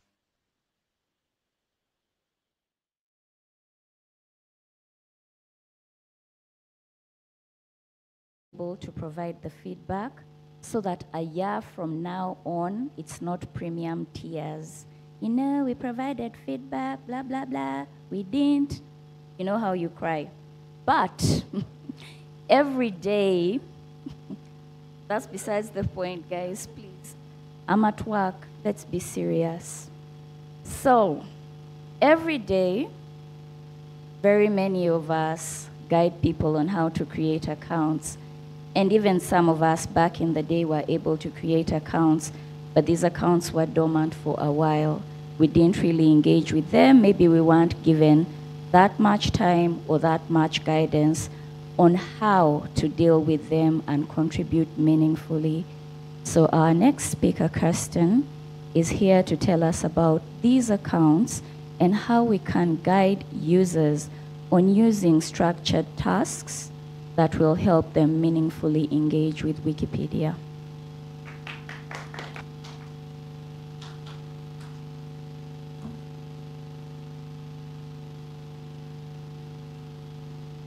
Hello. My name is Kirsten, and I'm the product manager on the Wikimedia Foundation's growth team. So our team builds features for brand new account holders to help them get started on Wikipedia. Every day, more than 5,000 people create accounts on Wikipedia, but most leave without ever making a single edit. It's not because they don't want to help, it's because editing, especially on a mobile device, can be intimidating and confusing. It's hard to get started. And at a time when we're seeing declines in account registration and total active editors, we need new pathways to meet people where they are. So how can we find ways to ensure a newcomer's first steps on Wikipedia are less daunting than they are right now? So that's where structured tasks come in. They're designed to support mobile-first contributions, guiding newcomers through small but meaningful edits that build confidence and lead to ongoing engagement. So let's take a quick look at a couple of them. There's Add a Link, which has a short introduction to help people get started, and the task highlights a word or phrase, and it suggests a relevant article to link to. Newcomers can accept or reject the suggestion with just a tap. And this simple interaction does a lot. It demonstrates that anybody can edit. And it provides early success that encourages long-term participation on the wikis. And results are really promising. We have run an A/B test on several different wikis. We just recently published an experiment for English Wikipedia that shows that the Add a Link task, newcomers that have access to it are more likely to edit for the first time, they're more likely to not have that first edit reverted, and they're more likely to actually stay and return and be retained long-term. Another structured task that's available on some wikis right now is the Add an Image task. This helps newcomers add an image by reviewing a suggested image from Wikimedia Commons. This task distills a complex workflow, knowledge of Commons, into a task that newcomers can complete easily, even from a mobile device. And when they see that image live on Wikipedia, that moment of accomplishment can be the spark that keeps them returning and editing again. The growth team now is in the early phase of developing a new task. And we would love feedback on this task as we're in the early phase of exploring the improved tone task. It's aimed at helping newcomers recognize and fix peacock language and other tone issues that exist within articles.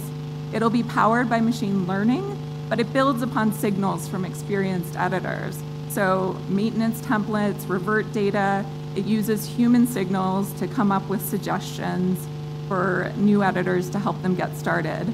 We'll highlight specific sentences that include non-encyclopedic language or tone.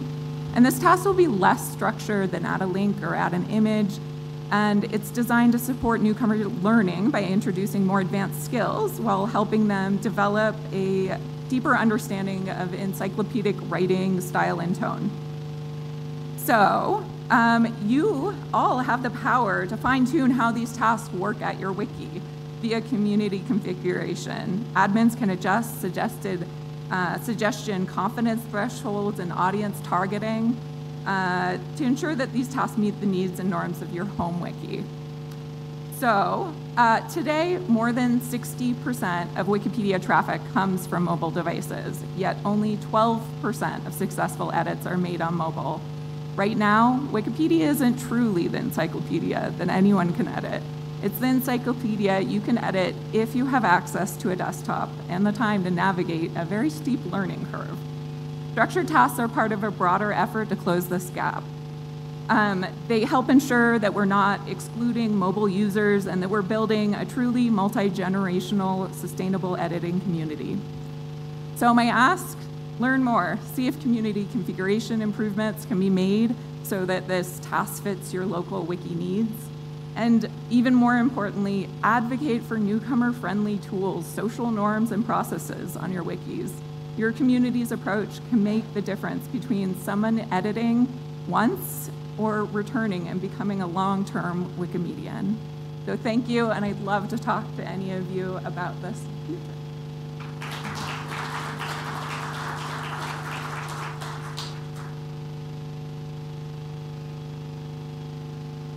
Thank you very much. I really wish that slide could have been on a little bit longer so that everybody here could, everyone that's interested could get in touch with the growth team.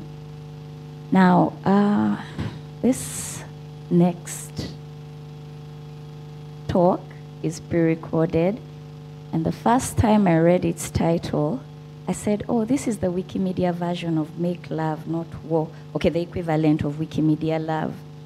But when I read it further, they were actually talking or aiming to talk about having continuous engagements within a time frame that were more collaborative, other than having editors doing this in a very short time frame with a lot of pressure, hence the competition. So Users Appipedia is going to be telling us about collaboration over competition and how they were able to get over 1,000 articles in their campaigns.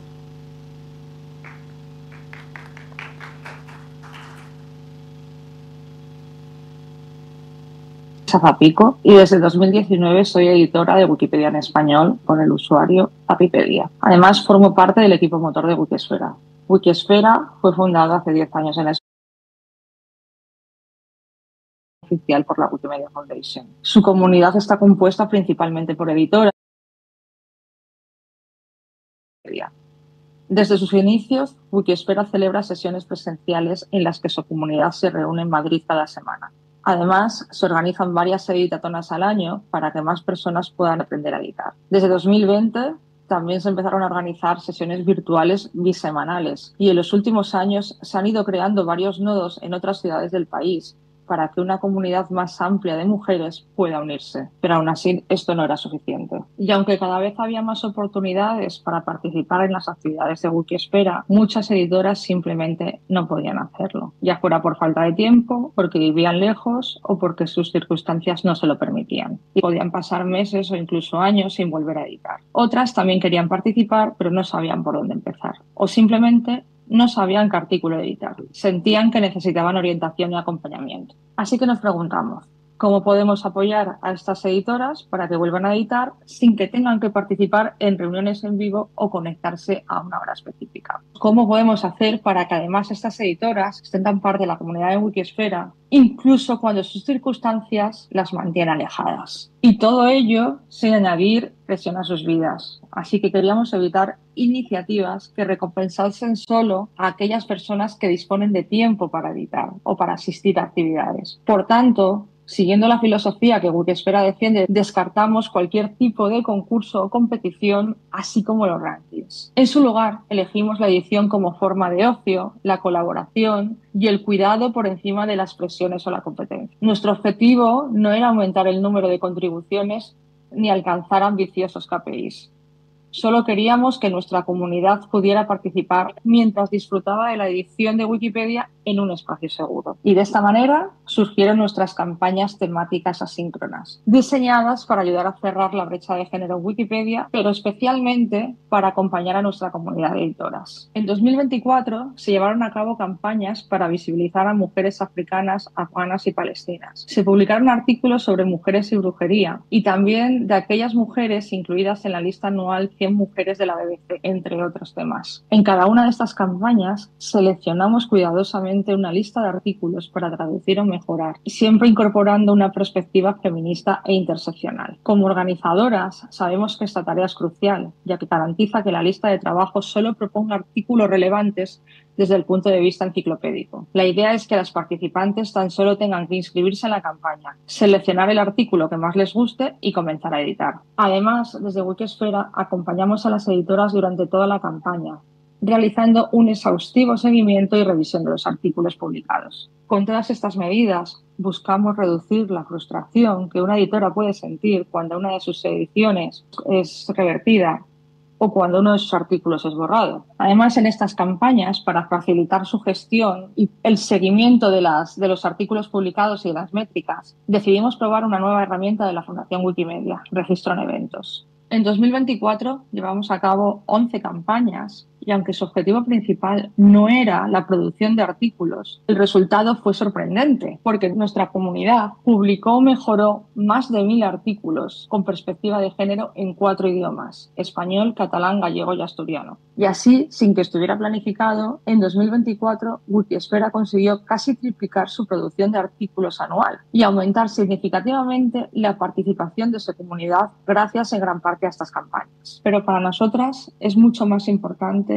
otra de los resultados de las campañas, que es que devolvieron la motivación y el entusiasmo por la edición a muchas editoras, algunas de ellas que llevaban meses o años sin editar. Se sintieron reconectadas con la comunidad. Con las campañas asíncronas hemos confirmado lo que desde Wikiesfera llevamos experimentando durante los últimos 10 años. Si queremos una Wikipedia verdaderamente diversa, no podemos limitarnos a contar artículos. Debemos preocuparnos por las personas que hay detrás de ellos, especialmente las mujeres, cuya participación se ve muchas veces condicionada por un acceso desigual al tiempo, el espacio y el reconocimiento. Porque cuando elegimos la colaboración en lugar de la competencia, creamos espacio para más voces, más historias, y eso se verá reflejado en un contenido más diverso en Wikipedia. Gracias. So she's not online to receive our thanks, but I'm sure the hand claps will resound. And let me see, like I told you, my senior moments, so I need my book. Our next speaker has been a volunteer and is also, I think, a volunteer for 12 years, and is also an administrator on Ukrainian Wikipedia. And he's going to be joining us online. And Anton is going to tell us about how generative AI impacts his personal, yeah? Not the Wikimedia movement, his personal contributions to Wikipedia and other platforms.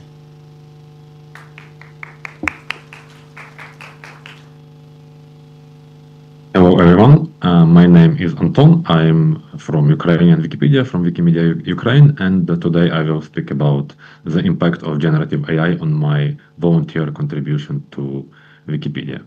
A couple of words about myself.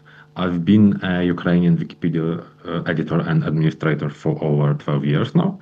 I have other roles in the Wikimedia movement. For example, I lead the program's work at Wikimedia Ukraine, but they are less relevant for this talk. Today I will focus on just my volunteer contribution and how it is impacted by generative AI. So first of all, I have one big idea, one big thesis I would like to share with you, how I have been approaching my personal contribution.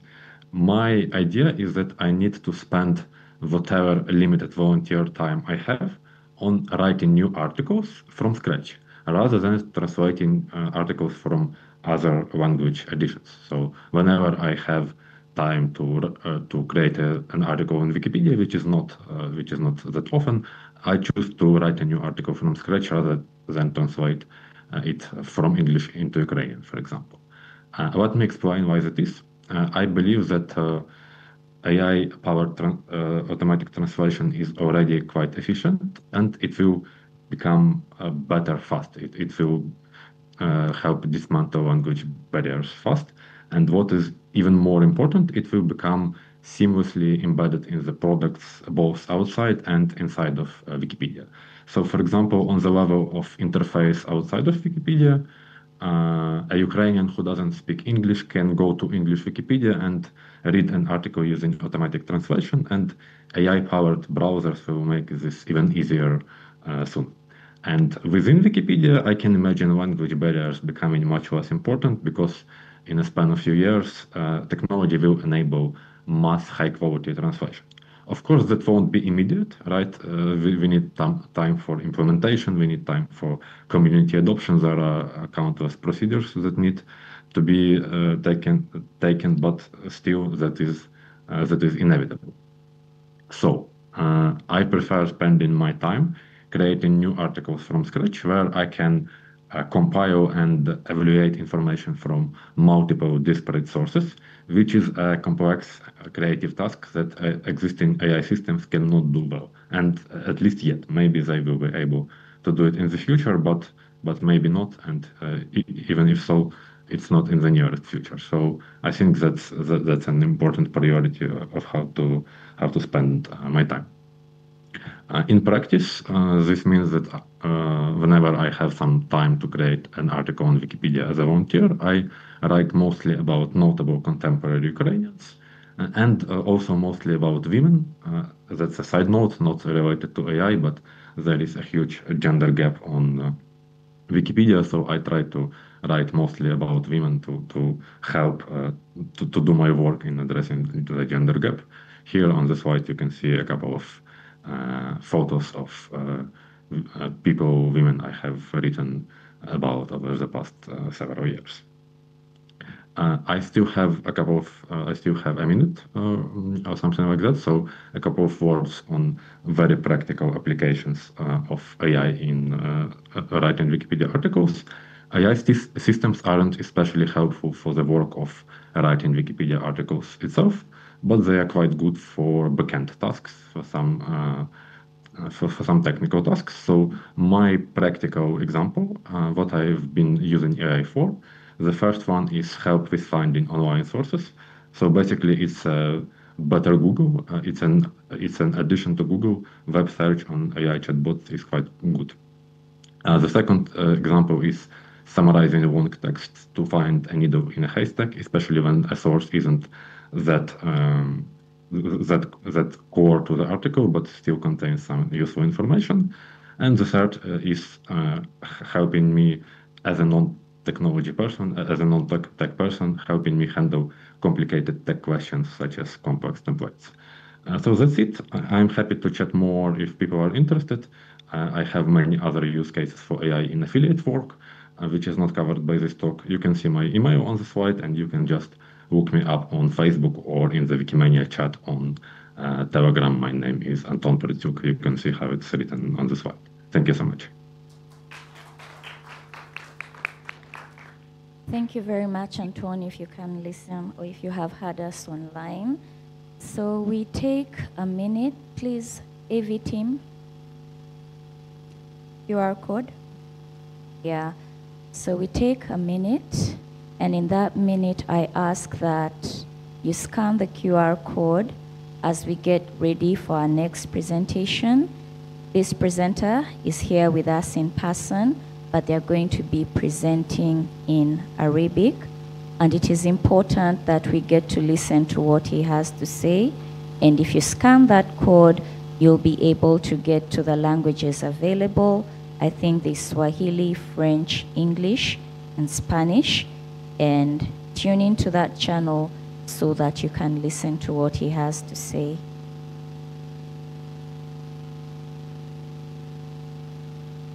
A minute is not really a minute. All right, you can plug in using earphones. And if you passed by the table with a red tablecloth, there are also some earphones. But a minute is not a minute. It's like 30 seconds. 20 have gone by.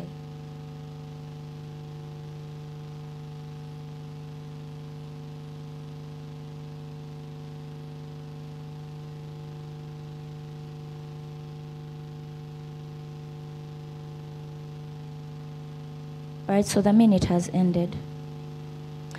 And we'll have Ben Lulu. Where are you? Ben Lulu is going to be telling us about climate change wiki campaigns and having a sustainable Maghreb experience. Thank you. Thank you so much. مرحبا الزوف اللاون. I'm Jambo. Okay. I'm Amin Belulu. I'm coordinator for. Sorry, am I speaking English? Sorry. Say put. Okay, Arabic SC. Please. أنا محمد أمين بلولو منسق حملة ويكي تغير المناخ في المنطقة المغاربية. يسعدني أن أشارك معكم أول تجربة تشاركية مغاربية كيف نوظف مشاريع ويكيميديا من أجل معالجة التغيرات المناخية. إذا المنطقة المغاربية هي مجموعة من الدول التي تقع في شمال إفريقيا، تبدأ من ليبيا إلى غاية موريتانيا، والتي تشهد تنوع وثراء بيولوجي وكذلك طبيعي. لكن هذه المنطقة تشهد تحديات مناخية يعني قوية وجدية، مثل التصحر والجفاف، والذي لديها أثر سلبي على التنوع الثقافي وكذلك البشري والبيولوجي. وهذه الحملة تعتبر هي أول جهد تعاوني يهدف من أجل جمع مختلف الفاعلين الويكيميديين في المنطقة المغاربية مثل تونس والجزائر والمغرب، وكذلك إلى مجتمع تمازيغت، من أجل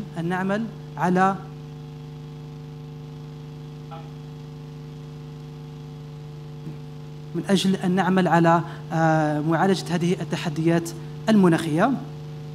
ولكن الهدف الأساسي من هذه الحملة هو أن نكون متأكدين على أن كل إنسان في المنطقة بأن يتحصل على معلومات علمية حيادية وحديثة عن التغيرات المناخية، وكذلك نركز خاصة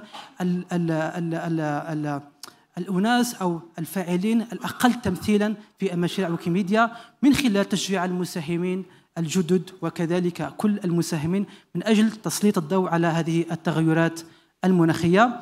ونركز في حملتنا كذلك على دعم ظهور وكذلك تفعيل المجموعات التي كانت نائمة لم تكن فاعلة، وكذلك الجديدة، مثل ما فعلنا مع مجتمع ويكيميديا ليبيا الذي كان أول نشاط لهم عن طريق حملة ويكي تغير المناخ. ونحن فخورين بأن تكون هذه الحملة سبب في تفعيل مجتمع ويكيميديا ليبيا من أجل النهوض والمشاركة والمساهمة، ونعزز الأنشطة التي تساهم في إظهار اللغات الأقل تمثيلا مثل اللغة الأمازيغية والتشلحت والتشاوت والدارجة والتقبيليت. إذن الحملة المنطقة المغاربية لديها عامين منذ أن بدأت، فنحن نرى كرؤية استشرافية مستقبلية بأن نبني جسر وصلة بين منطقتين مهمتين، وهو منطقة الشرق الأوسط، المنطقة العربية وكذلك الساحل الإفريقي، لأنه المنطقة المغاربية هي وصلة بين المنطقة العربية والساحل الإفريقي. نسعى إلى خلق هذه الوصلة من أجل دعم المشاريع الويكيميدية التشاركية، وكذلك نضمن على أن تكون الحملة فرصة للتوافق حول كيفية التعليم والنمو المستدام، ودائما نسعى إلى نمو عدد المساهمين وكذلك كيف دعم اللغات أقل تمثيلا مثل ما ذكرت اللغات الأمازيغية. إذن حملة ويكي تغير المناخ هو ذلك الفضاء من أجل أن نسلط على التغيرات المناخية في المنطقة، لأن التغيرات المناخية هي شيء يهدد كل إنسان في المنطقة، ويجب أن نكون واعيين مدى أهمية هذه التحديات. إذن هذه QR كود من أجل قراءة الديف أرتيكل على النشاط الذي قمنا في سنة 2023. وأسانتي شكرا تنميرت.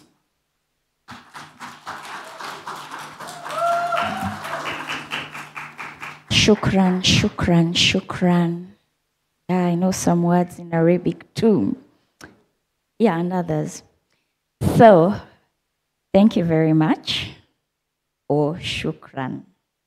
And now we move on to tools and the things that make our lives easier. So many times we are asked for project reports and we give the short stamp statistics. But those things happen the day that the dashboard has failed to work. Yeah?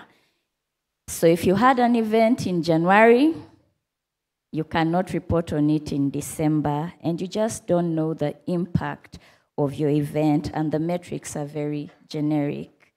So since 2003, Wikimedia Czech Republic has been developing a tool that is used to monitor these statistics over a long term. I don't know how long term is, but Martin is here to tell us about Wiki Inside Statistic Tool. Martin, in your words, the mic is miking and the slides are sliding. Thank you. Hello, everyone. My name is Martin. I'm from Wikimedia Czech Republic, and I'm here to talk about the Wiki Insight tool that we use to measure the impact of our activities.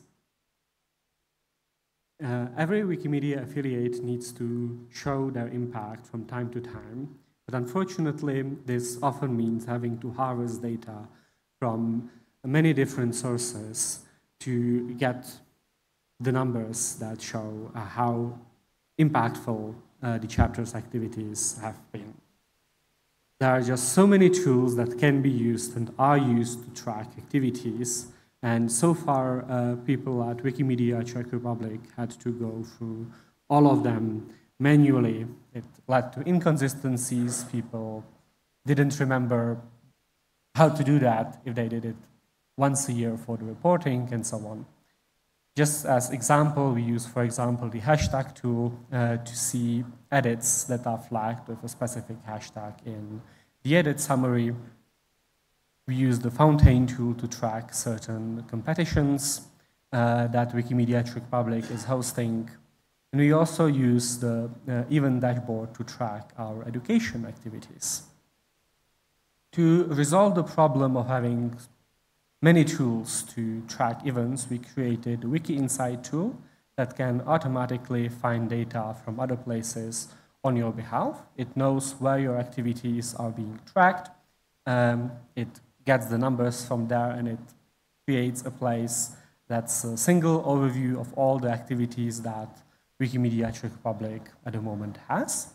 It also allows you to generate reports about specific events or specific group of events, and that really simplifies the reporting because it is not necessary anymore to know where the event is being measured that you're interested about.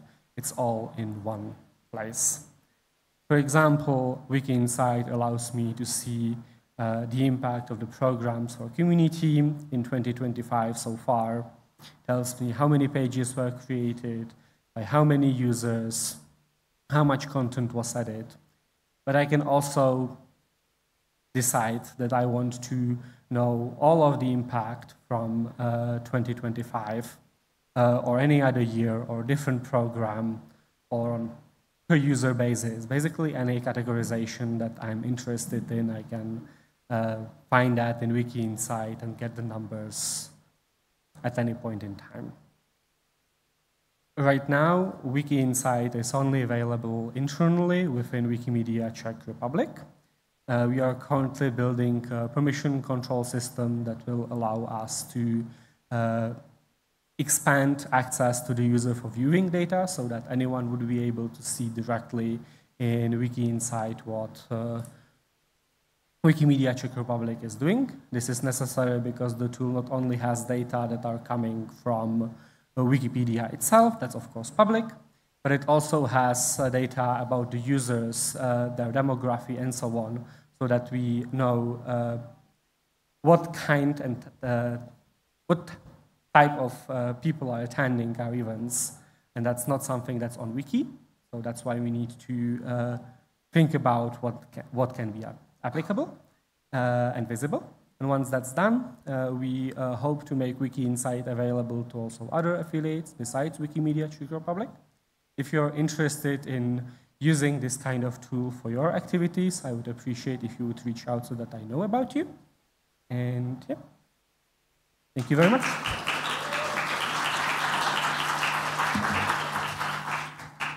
Project managers, it's important to tell the truth at all times, statistics included. Yeah, some statistics are way too grand at a glance. That's not the point. Asmath, are you here? So very many of us engage with Wikipedia in a very antagonistic manner. At times you want to read it under the covers, but at times beyond reading, we don't know how to engage with it. That it can actually be fun, that it can be engaging, that it can be interactive, and that there are tools that have been developed for you to engage or make this experience more meaningful. So Asmath is going to shed some more light on how, in her words, Wikipedia is play.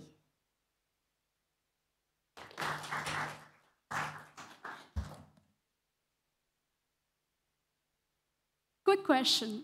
How many of you have fallen down Wikipedia's rabbit holes? Great. I'm Azmat, and I perpetually exist in those Wikipedia's rabbit holes. We have millions of Wikipedia articles, right? Yet, most interaction I see is searching, reading, and if you're feeling a little lucky, editing. But here's the problem. A lot of users now want to interact with data rather than just reading it. And a lot of the data that they interact with is actually personalized to them, which means less reading, less searching, and less editing. What if we can engage them through play and discovery? Which brings me to my mission. Transform Wikipedia's rich metadata into engaging experiences. I want them to be simple, mobile web browsers use, and then create unexpected moments of surprise, which lead to deeper engagement. Okay, let's play some games, okay? The first game is called WikiFamous. You have to guess which one of these articles has more views. So the first article we have is an extinct sea snail. And the second article is a hill in Antarctica. So make some noise if you think the extinct sea snail is more famous. Okay, and make some noise if you think the hill in Antarctica is more famous. Okay.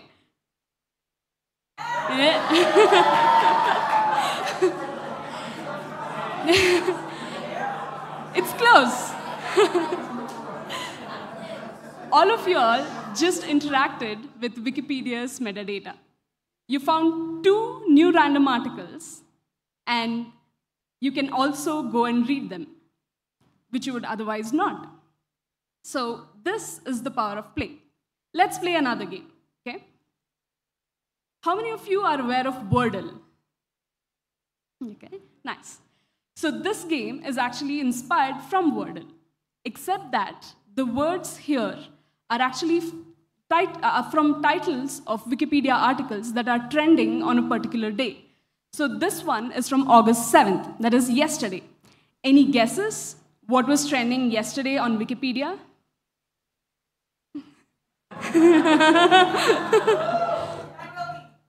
Close, maybe, I don't know. It's ChatGPT.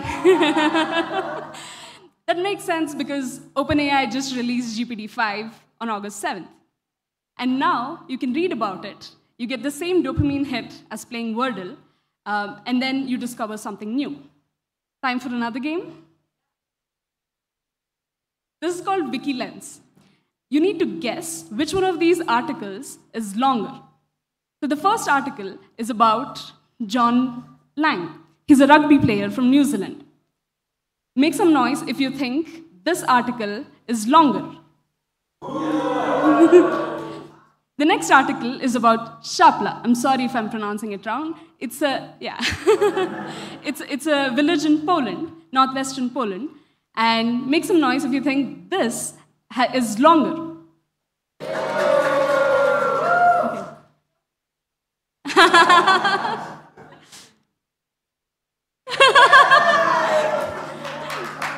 No. So the article about John Lang is longer, and it's almost twice as long as Shapla. Okay, so beyond the games and fun, I think we have a way to improve how non-traditional readers can engage with Wikipedia. And I'd like to reimagine Wikipedia as not just world's encyclopedia, but an interactive playground that can be explored. So all of these games are live on factorday.com. Play with them, share them, break them, and please keep falling in Wikipedia's rabbit holes. Thank you. Azmat, stay where you are. Azmat, stay where you are. Evie, please refresh that article on the snail. I contributed 40 views of that. So I don't know who contributed. Refresh. 40 views were mine. I don't know who the 3 were, but I'm sure others have been. Anyway, it got better. I'm a New Zealand rugby fan, so I'm glad about the John Lang article. I know my trolls are here. I know my trolls are here, and I know we lost the final, but this is not the time for it. But, okay, for this one I have to sit because a few memories have been triggered. What were you guys doing at school on Friday afternoon at this time? Any memories? Going home, yeah? So, you know that thing in school they call hard paper? The Africans here know what they call a hard paper. And you know those students who are always like, teacher, you promised to give us homework. Now you've just left. No. So anyway, here I am on a Friday afternoon as a volunteer on a very hard paper. Hard papers are normally reserved for Tuesday morning, Wednesday morning, and in my university days on Saturday. I'm going to sit. My strength is really going down. I've been given the very, very, very, very hard paper of having to introduce somebody who's going to talk about something. I only read for exams. I'm a librarian, but I read for exams only. This hard paper, I don't even know how to introduce the person because it's a hard paper too. Mr. Wells, please.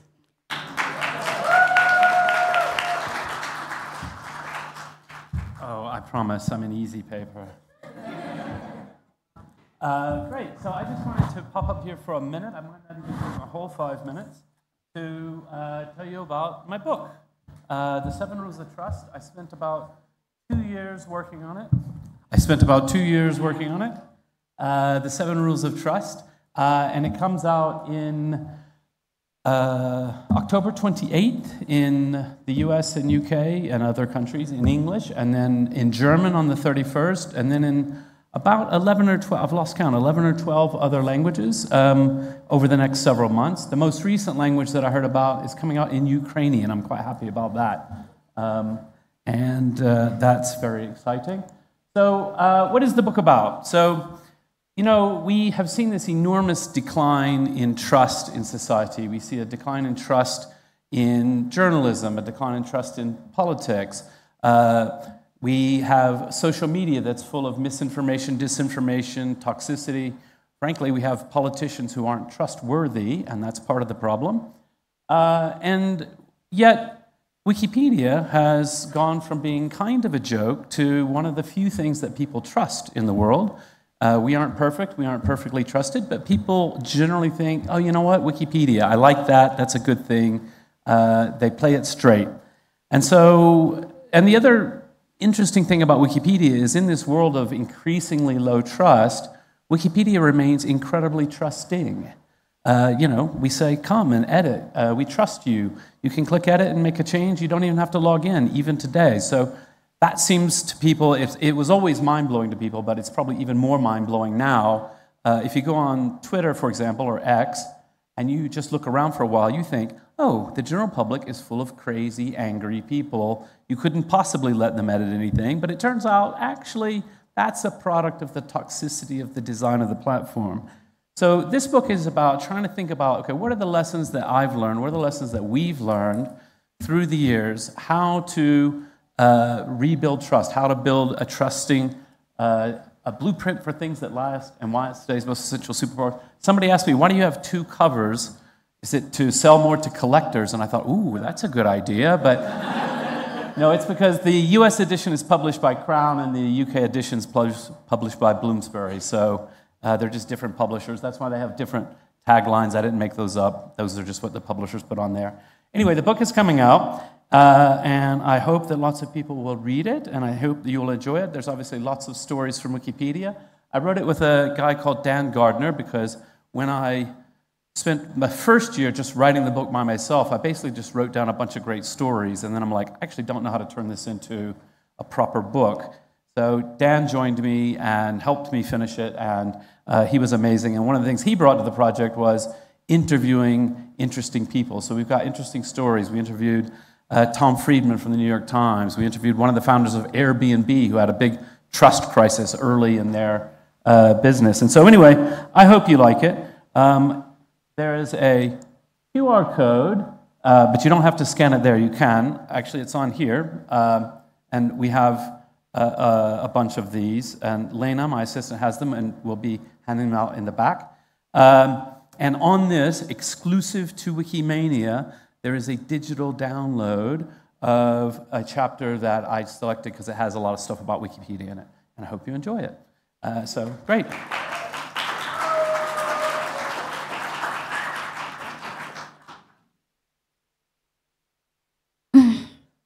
The hard paper has been marked. It wasn't that hard. Mr. Wells, I'm nameless, but I can be trusted with 2 physical copies of the book. I always say Mr. Wales is my father. Makes me sound very old. Just call me Jimbo. Jimbo, I can be trusted with 5 physical copies of that book. Yeah, 1 book for every letter. But now we want to end on a thankful note. So, the French donors have shown their appreciation to the community over time, but I like to think that their sentiments spread to the whole of the Wikimedia community because we do the same work in different locations. Alejandra, please come and share what they said.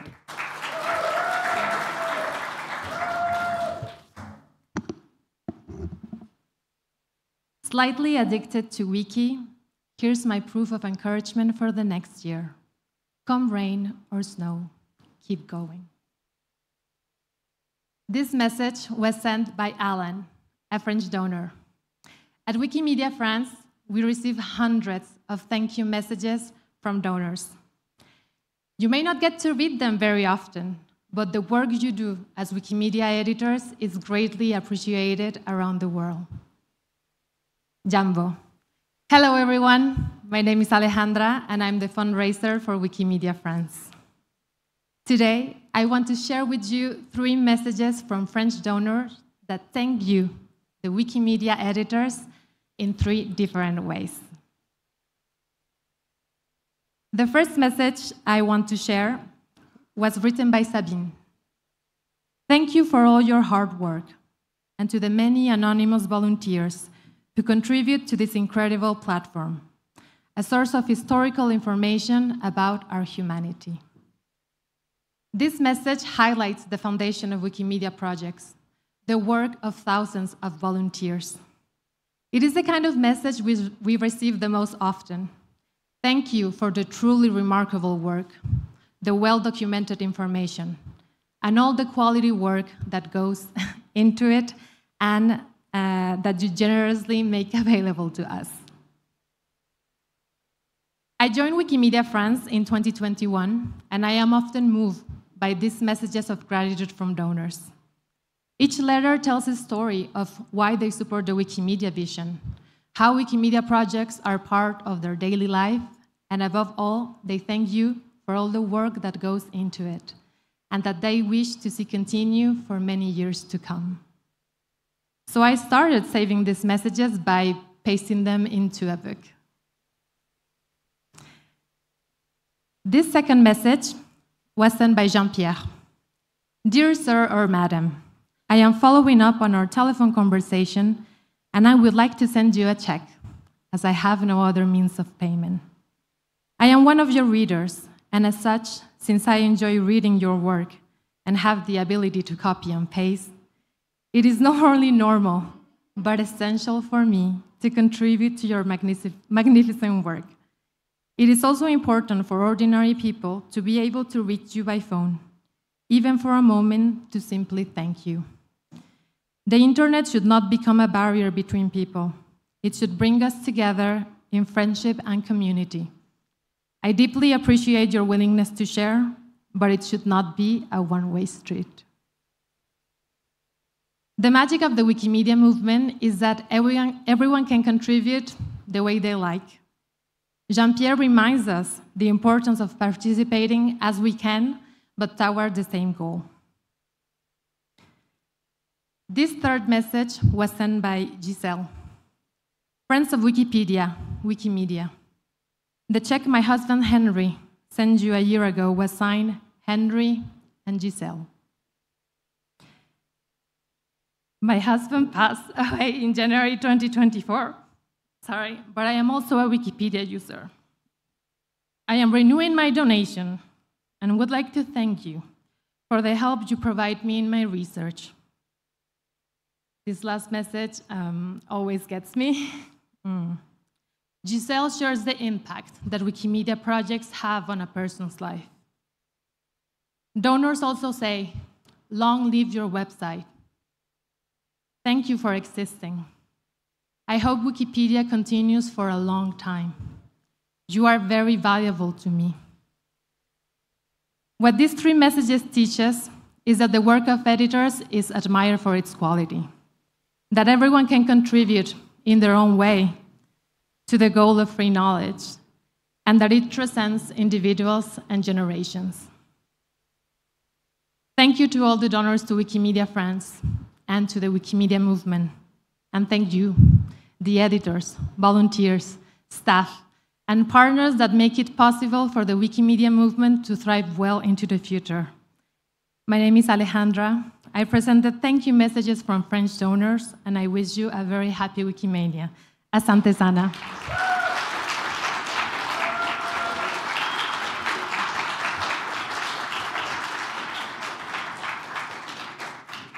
Thank you very much, Alejandra.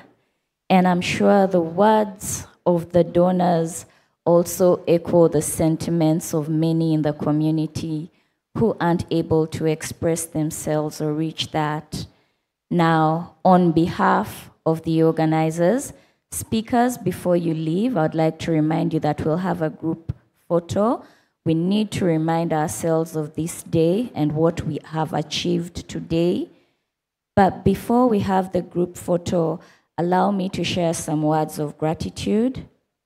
Thank you to the organizers for trusting me to talk you through this.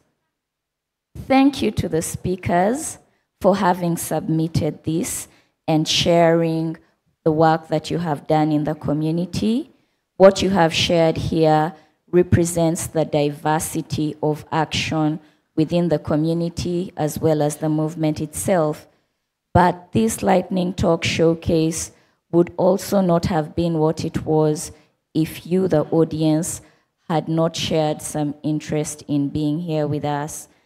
In a schedule where where there are so many competing presentations, so many things that could take your interest, you have chosen to give us the last 1.5 hours of your life that will never come back, but you're here with us. Thank you very much for your time. I'm nameless, but the 5 books remain. Speakers, please make your way here.